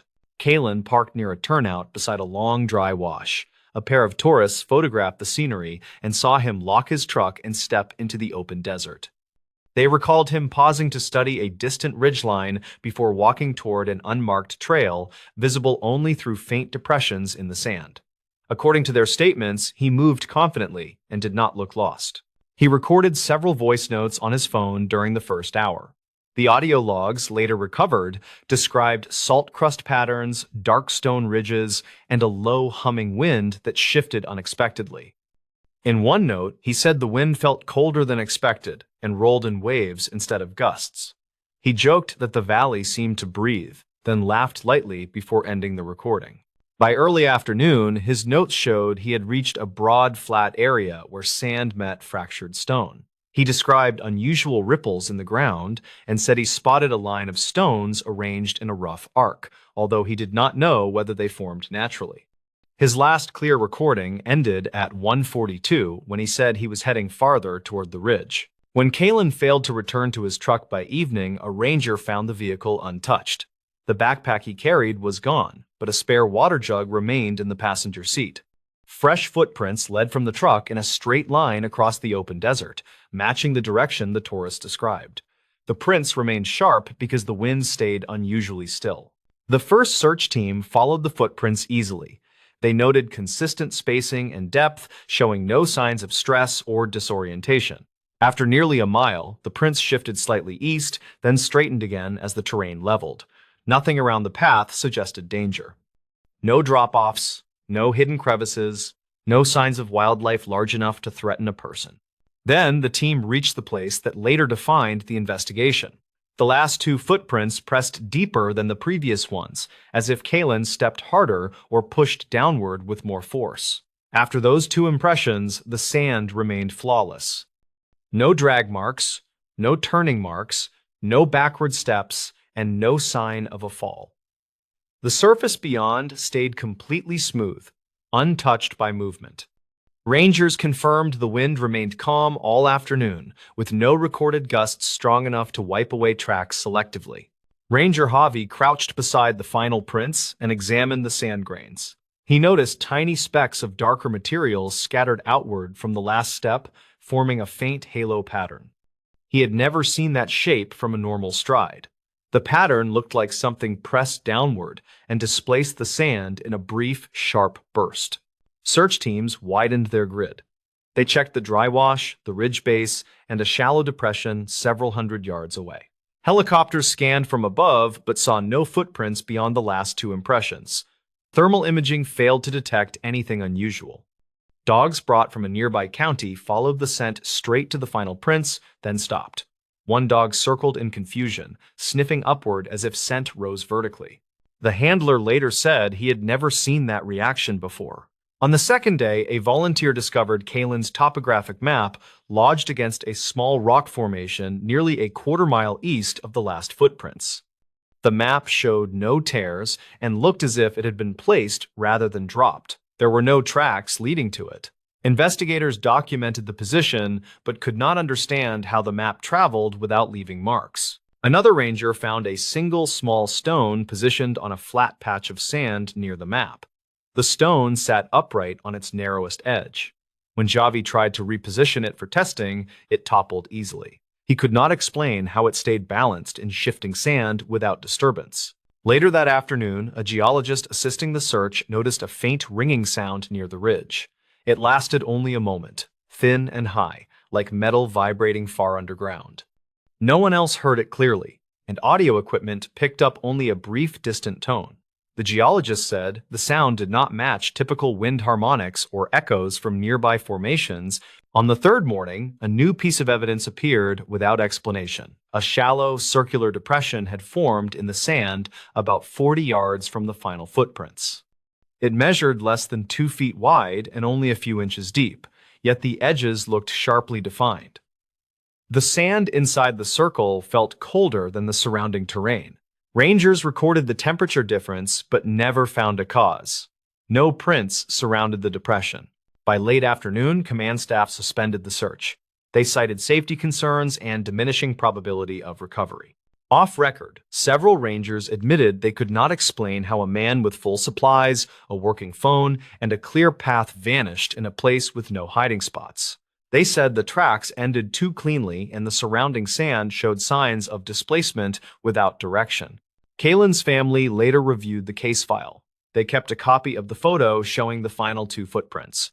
In that image, the impressions look sharp, deep, and perfectly formed, while the sand beyond stretches unbroken into the desert. His sister said the picture made her feel as if something lifted him straight out of the valley floor. The salt flats near that area remain open today, though rangers quietly warn hikers not to wander far from marked paths. Some visitors report hearing faint ringing during late afternoons, usually brushed off as heat shimmer noise or distant shifting rock.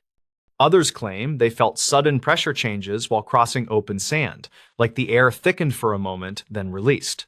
None of those observations appear in official logs. Kalen's disappearance remains classified as undetermined, with insufficient evidence. The desert around the last footprints looks peaceful and bright under the sun. But those who worked the search say they still picture the sand lying perfectly smooth beyond that final step, holding a silence they could never fully explain. He shouldn't have opened that door. The officers found out why. The officers who handled the welfare check still talk about that night quietly, usually when the station hallways grow empty. Their report labels it as a routine entry with no suspects found, yet the body camera audio tells a different story entirely. At the center of it was Kellen Dorse, 34, a warehouse night shift worker who rented a small duplex near a noisy highway. He lived alone, kept to himself, and rarely caused trouble, the kind of tenant landlords usually trust to pay on time without questions. For months, Kellen told friends he barely noticed the locked door at the end of his hallway, a door his landlord said was storage only.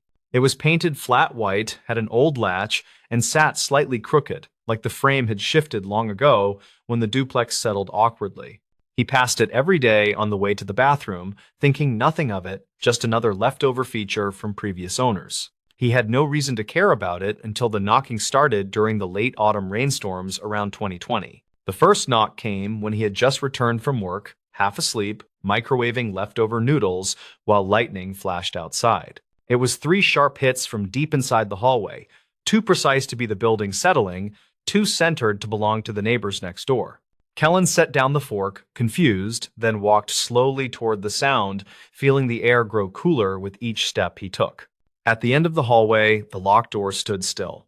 No movement, no rattling, nothing except faint drafts from the old ceiling vent.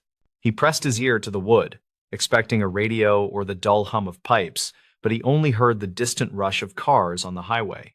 Later, he convinced himself it was nothing, telling his coworker the building must have shifted under the heavy wind and cold rain that week. Yet he kept glancing at the door whenever he passed, noticing how the paint around the latch had tiny cracks shaped like scratches.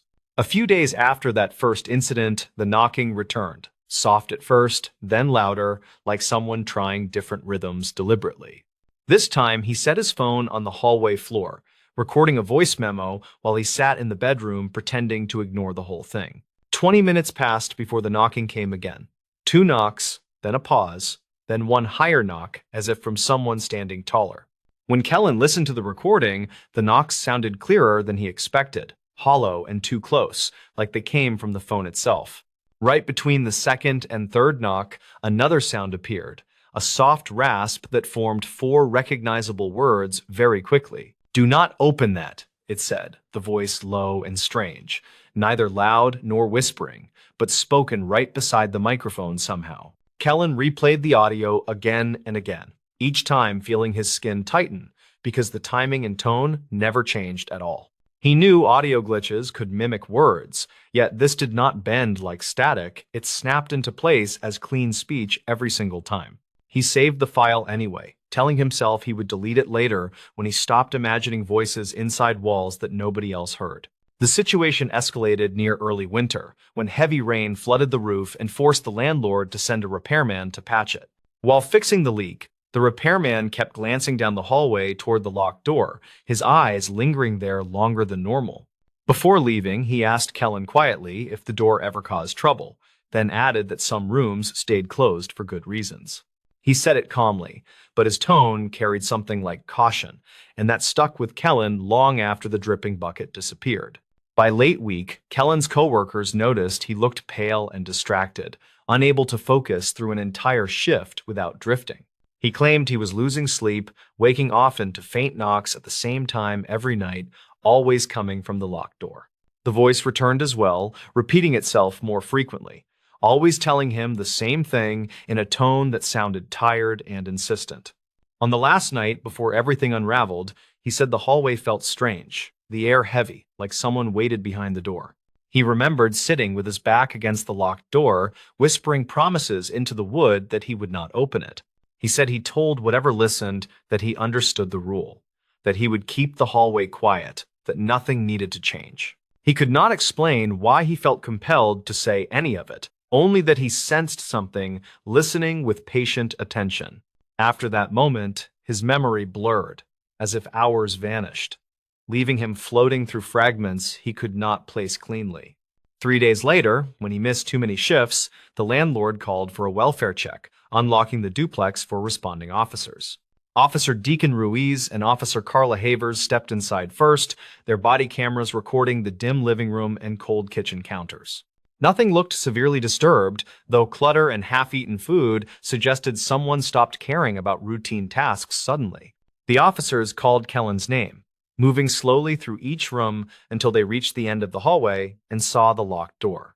The landlord insisted he had no key for that latch anymore, claiming the door had been sealed long before he bought the duplex. Ruiz tried the handle anyway, finding it locked and slightly cold, the paint feeling gritty under his fingertips from old scraped marks. He noticed faint arcs near the latch, small curved scratches that looked as if pressure had pushed outward repeatedly from inside.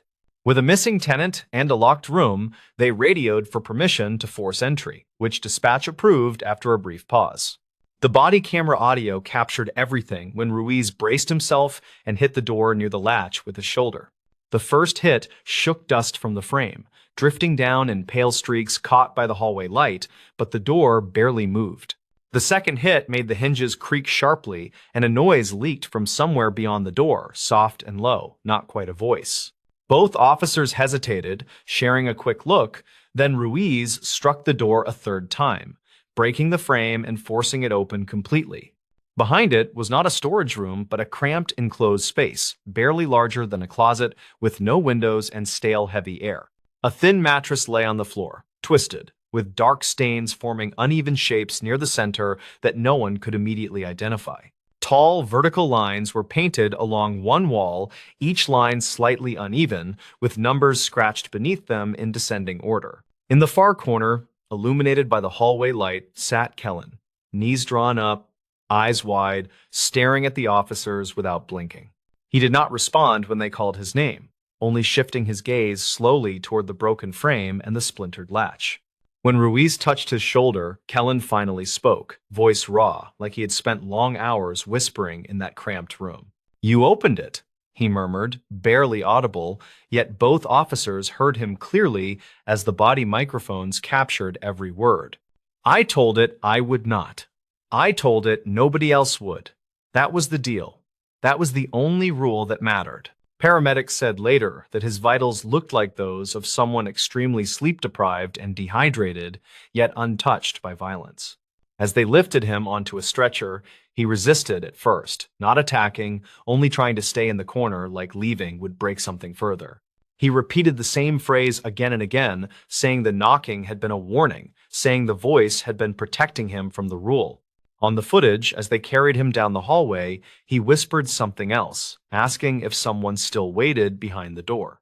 Investigators examined the small room thoroughly, cataloging the painted lines, the scratched numbers, and the strange stains on the mattress. Lab reports later revealed biological traces belonging to multiple unknown individuals, none matching Kellen, some decades older than the duplex. The numbers under the lines followed a pattern nobody could decode, though one of them matched the final digits of Kellen's employee badge.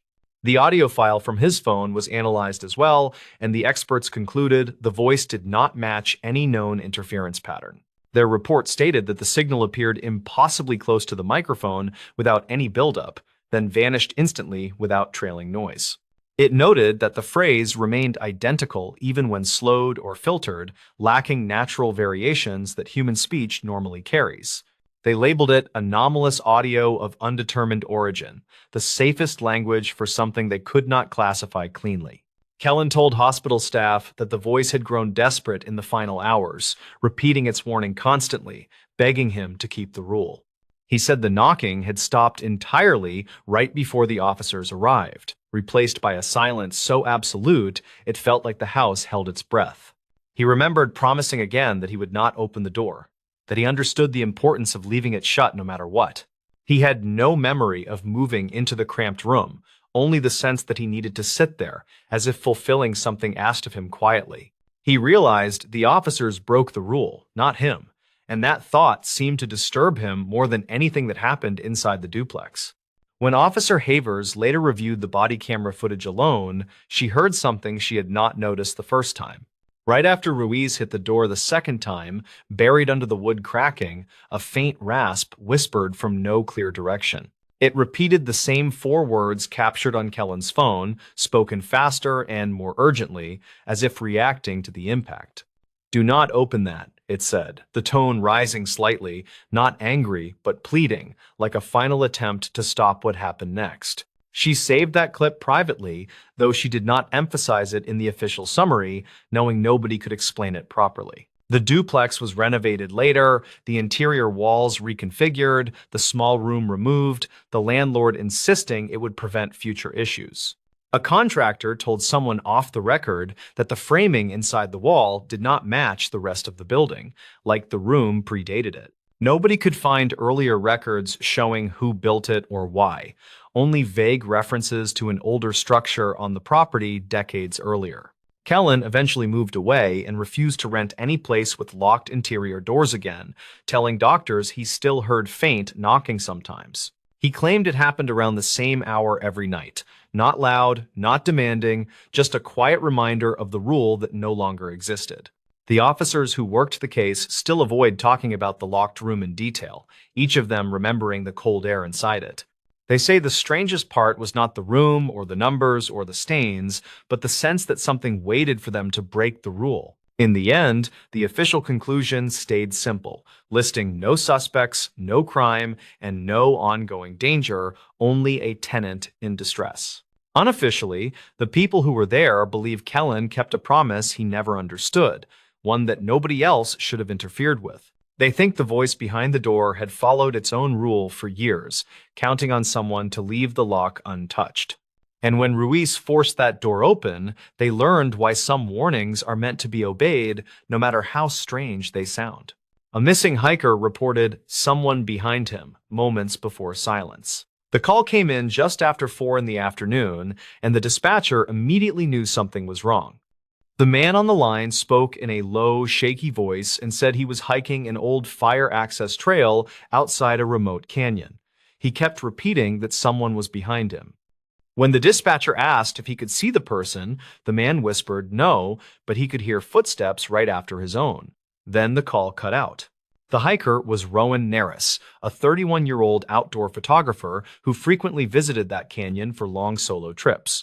He was experienced, always prepared, and never the type to panic. That made his final recorded words much more alarming. Deputies found Rowan's car parked neatly at the small gravel lot near the gate. Inside sat his gear case, a water bottle, and a folded map with one route outlined.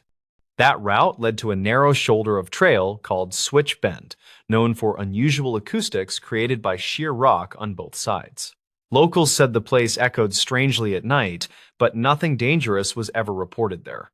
A search team followed Rowan's boot prints along the trail and noticed something odd within the first half mile. His steps were steady until they reached the canyon's echo pocket. From there, his prints grew closer together, as if he started walking cautiously. Another set of impressions appeared beside his footprints, long, narrow marks shaped nothing like boots or hooves.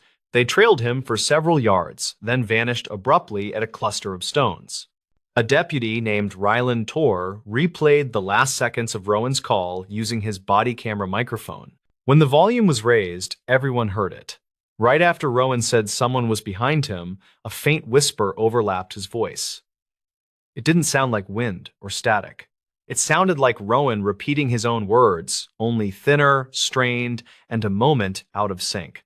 The team found Rowan's small audio recorder a mile farther up the trail. It was lying on a smooth rock, still running.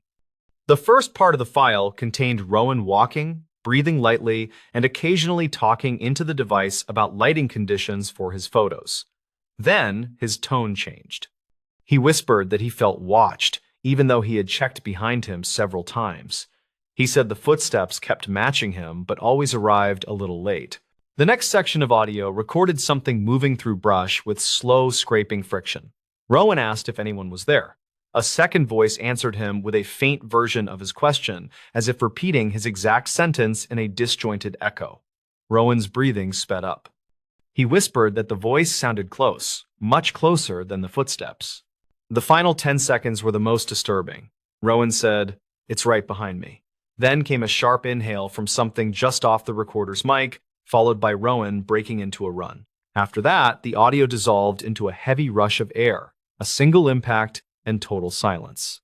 Search teams found signs of a struggle near a narrow rock slot farther up the trail.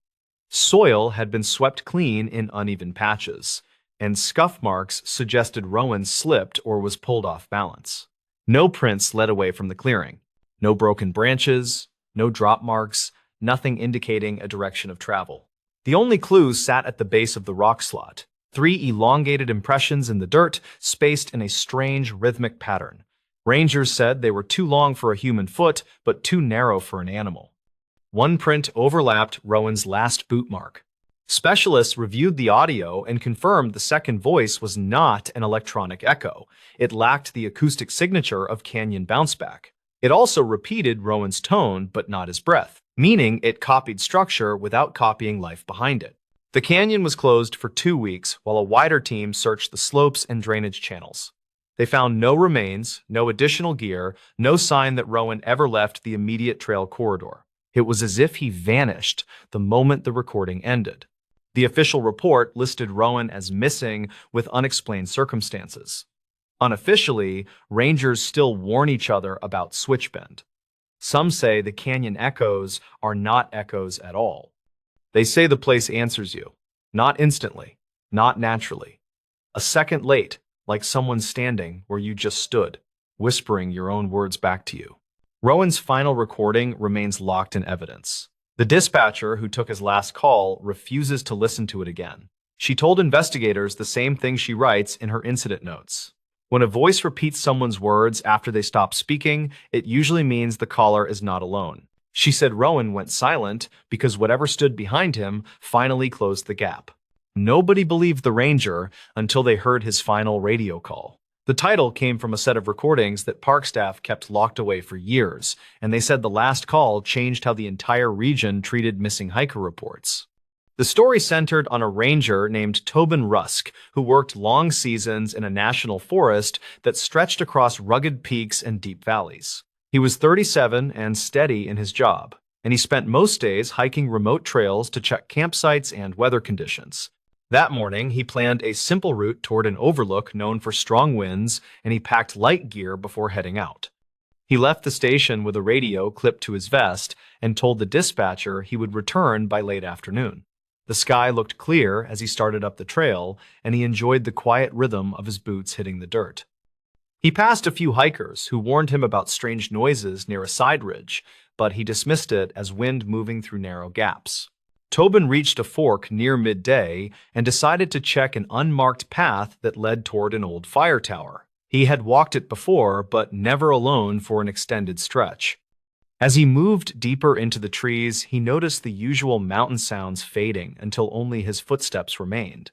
He paused to listen and realized even the birds were quiet. A faint metallic clatter sounded somewhere ahead, and he marked the direction in his notebook in case it related to trail maintenance. The incident began when he reached the fire tower clearing and saw the lower steps covered with disturbed soil. The prints looked human, yet inconsistent with normal hikers. They crossed each other in short, tight patterns, like someone moved back and forth repeatedly. Tobin bent down to examine the edges and noted that the impressions appeared fresh, despite no reports of workers in the area. He radioed the station and mentioned possible unauthorized activity, but received only static. He climbed the first few steps of the tower and saw a thin line of fabric caught on a nail, and it looked like part of a backpack strap. The fibers appeared stretched as if pulled by force. He photographed it and stored the fragment in a small bag. When he stepped back down, he saw a second set of prints that had not been there minutes earlier. These prints pointed directly toward the trees where he had been standing, and the spacing suggested deliberate, slow steps. The complication deepened when Tobin followed the new track line for 30 yards and found a circle of disturbed earth near a fallen log. A small metal tag lay in the dirt with the number 14 stamped into it, and he recognized it as an old campsite marker retired years ago. He wondered how it ended up here since the current map showed no active sites within miles. He knelt to photograph it and heard a low dragging sound behind him that stopped as soon as he turned. Tobin checked the trees and called, "Is someone out here?" But no answer came except a faint echo from the ridge. He reported possible movement on the east slope, and this time the radio crackled with a partial reply that ended mid-sentence. He tried again, but heard only wind sliding through the static. He felt pressure settle in his chest as he realized he stood in a place where normal signals should remain clear. He decided to retreat toward the main trail, but kept tracking the prints for evidence. As he moved down slope, he found a torn map with the corner ripped away, and the tear matched the same frayed pattern as the fabric from the tower. The map showed a route that ended near an old service road long abandoned after a landslide years earlier. Tobin suspected someone used the closed road recently because he saw tire grooves half hidden by pine needles. He took more photos and kept moving until he reached a narrow ravine. The investigation sharpened when he heard a short burst on his radio. The dispatcher repeated his name, followed by a warning that another hiker filed a distressed call from somewhere near the same ridge. Tobin tried to respond, but his radio cut out again. He climbed through the ravine and found an old emergency marker with numbers scratched off. Nearby, he spotted a small piece of foil that looked like the lining from an energy bar, and it appeared freshly torn. He finally reached the abandoned service road and saw impressions on the shoulder that matched the earlier prints.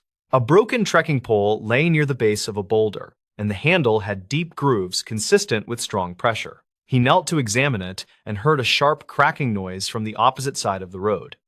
Something moved behind the trees in a controlled, deliberate pattern. It paused each time he stepped. Tobin raised his radio and said, "Station, I need units on the old service road near marker 14, but static swallowed most of his message." He tried again and heard a faint answer that sounded cut short by interference. He stepped back slowly and kept his eyes on the tree line. He saw no clear figure, yet sensed someone watching him closely. The air felt charged and heavy, and a distant thud echoed along the slope. He walked toward the road's bend and saw a collapsed section where the landslide once cut through. Fresh dirt lined the edge as if someone climbed up recently. He scanned the slope and found small shreds of fabric caught on sharp rocks. They matched the same color as the earlier strap. He felt the weight of every clue pressing against his nerves. Whoever moved through the area left signs that did not align with normal hiker behavior. Tobin tried the radio again and finally reached the dispatcher. He said, "There is someone out here copying tracks and moving through the trees," followed by a burst of static. The dispatcher asked him to repeat, but Tobin suddenly froze as he saw a face watching him from between the trunks. It vanished before he blinked. He whispered, "Someone is following me," and the dispatcher told him to return to visible ground immediately. The twist hit when Tobin reached the ridgeline and saw two sets of prints merge into a single path that curved behind him. He realized someone had been mirroring his movement while leaving staggered impressions to confuse direction. He felt a presence close behind, but heard no breath or step. The radio came alive with a final message from the dispatcher speaking urgently. Tobin responded with his last transmission, the one that later convinced everyone something real happened that day. He said, "I see him now," followed by a long pause filled with uneven static. Then he said, "He has my other radio. He is repeating my calls," and his voice sounded strained. The final sound captured a second voice that repeated Tobin's last words in a distorted tone. The line cut out after a sharp impact. Units arrived 20 minutes later, yet they found no sign of him except his vest near the overlook rail. The button came when investigators reviewed the audio and heard the echoed voice clearly repeating Tobin's words. No one dismissed his claims after that. Search teams never found more than fragments scattered along the ridge, and the old service road remained closed. Rangers still avoid the fire tower path near sunset, and they train new staff to respond carefully to mismatched radio calls. They say Tobin's final message remains the strongest proof that he was never alone on that ridge. The case that locals warned the sheriff not to reopen. Old deputies used this title when talking about a file that sat untouched for years, and they claimed the warning came from people who lived near a forgotten stretch of woods. They said the case changed a sheriff's career in ways he never explained, and the town grew uneasy whenever someone brought it up again. The story began when Sheriff Lowell Brandt, who was 42 and steady in his work, returned to his office after a late patrol in early autumn. Lowell served in a small rural county where most calls involved livestock, weather damage, or simple disputes, and he liked the slow pace. That day, he planned to review routine reports before heading home for dinner, and he grabbed a few folders from the evidence room. He noticed an old green file tucked behind newer binders that looked brittle around the edges. The label contained a year written in faded ink that read 1999, and a short note beneath it read restricted by prior order. He set the file aside while finishing his regular work, yet his curiosity grew as he remembered stories he heard as a rookie. Several locals once told him never to bring up anything about a missing boy near the eastern timberline, and they warned new deputies to avoid questions about that area. Lowell figured the file might relate to those rumors, and he opened it while the station grew quiet. The first page described a search for a boy named Niall Granger, who disappeared near a trail close to abandoned cabins. The initial report claimed Niall wandered ahead of his older cousins during a family outing, and he vanished near a bend where the trail narrowed beside thick brush. Deputies wrote that they found no clear tracks, and the search lasted 8 hours before shifting to a broader grid. Lowell read that volunteers reported strange noises near dusk, though deputies dismissed those statements as wind moving through the trees. A short line at the end of the page ordered all follow-up reports transferred to sealed storage after a supervisor review. Lowell felt uneasy as he read because the wording looked rushed, and the next pages contained only fragments of interview notes. Witnesses claimed they heard a shout that did not match the boy's voice, and someone reported seeing a shadow between two cedar trees even after the search area was cleared. Those notes ended abruptly without signatures. Lowell thought the case deserved proper closure, so he decided to check the old search site during his next patrol. The incident shift began when he drove to the eastern timberline the following afternoon, and he parked near a gravel turnout beside heavy brush. The air felt strangely still as he walked toward the trail, and he saw the remains of rotting fence posts leaning toward the tree line. He followed the path until he reached the bend described in the old file. He noticed a narrow side trail that did not appear in recent maps and saw faint impressions in the soil that looked different from animal tracks. Lowell crouched to examine the ground and felt something firm beneath the loose dirt. He brushed aside debris and uncovered a piece of metal that looked like an old badge number tag. The number did not match any deputy badge he recognized, and he placed it in an evidence bag. Nearby, he saw a tree trunk with deep vertical scratches that looked as if a tool or heavy object caused them. He took several photos before walking deeper along the narrow trail. The complication grew when he reached the first cabin site, and he saw that someone had removed parts of the old structure recently. Fresh sawdust gathered near the doorway, and footprints circled the foundation. The cabin's interior smelled like old smoke mixed with damp earth. On the floor, he found a torn piece of a backpack strap that matched the description from the 1999 report. He wondered why this area showed signs of recent activity despite being officially unused. As he documented the scene, he heard leaves shift behind him with a rhythm that suggested a careful step rather than an animal. He called out, and a man in his late 60s emerged from behind a cedar trunk. The man introduced himself as Orrin Hale and said he lived on the other side of the ridge. Orrin warned Lowell that the place carried old problems, and he said the search from 1999 did not end the way the county claimed. He mentioned that volunteers found evidence that deputies refused to log. Oren said one volunteer found fabric near a hollow stump that matched the boy's shirt pattern, yet the lead deputy ordered them to ignore it. He also claimed the search lines were altered on the second day without explanation. Lowell asked why the information never reached official channels, and Oren said people stopped talking after 2 volunteers reported hearing a low voice near the creek bed. Oren added that the voice sounded like someone calling out, but not in a normal tone. Lowell wrote everything in his notepad and asked Oren if anyone still visited the area.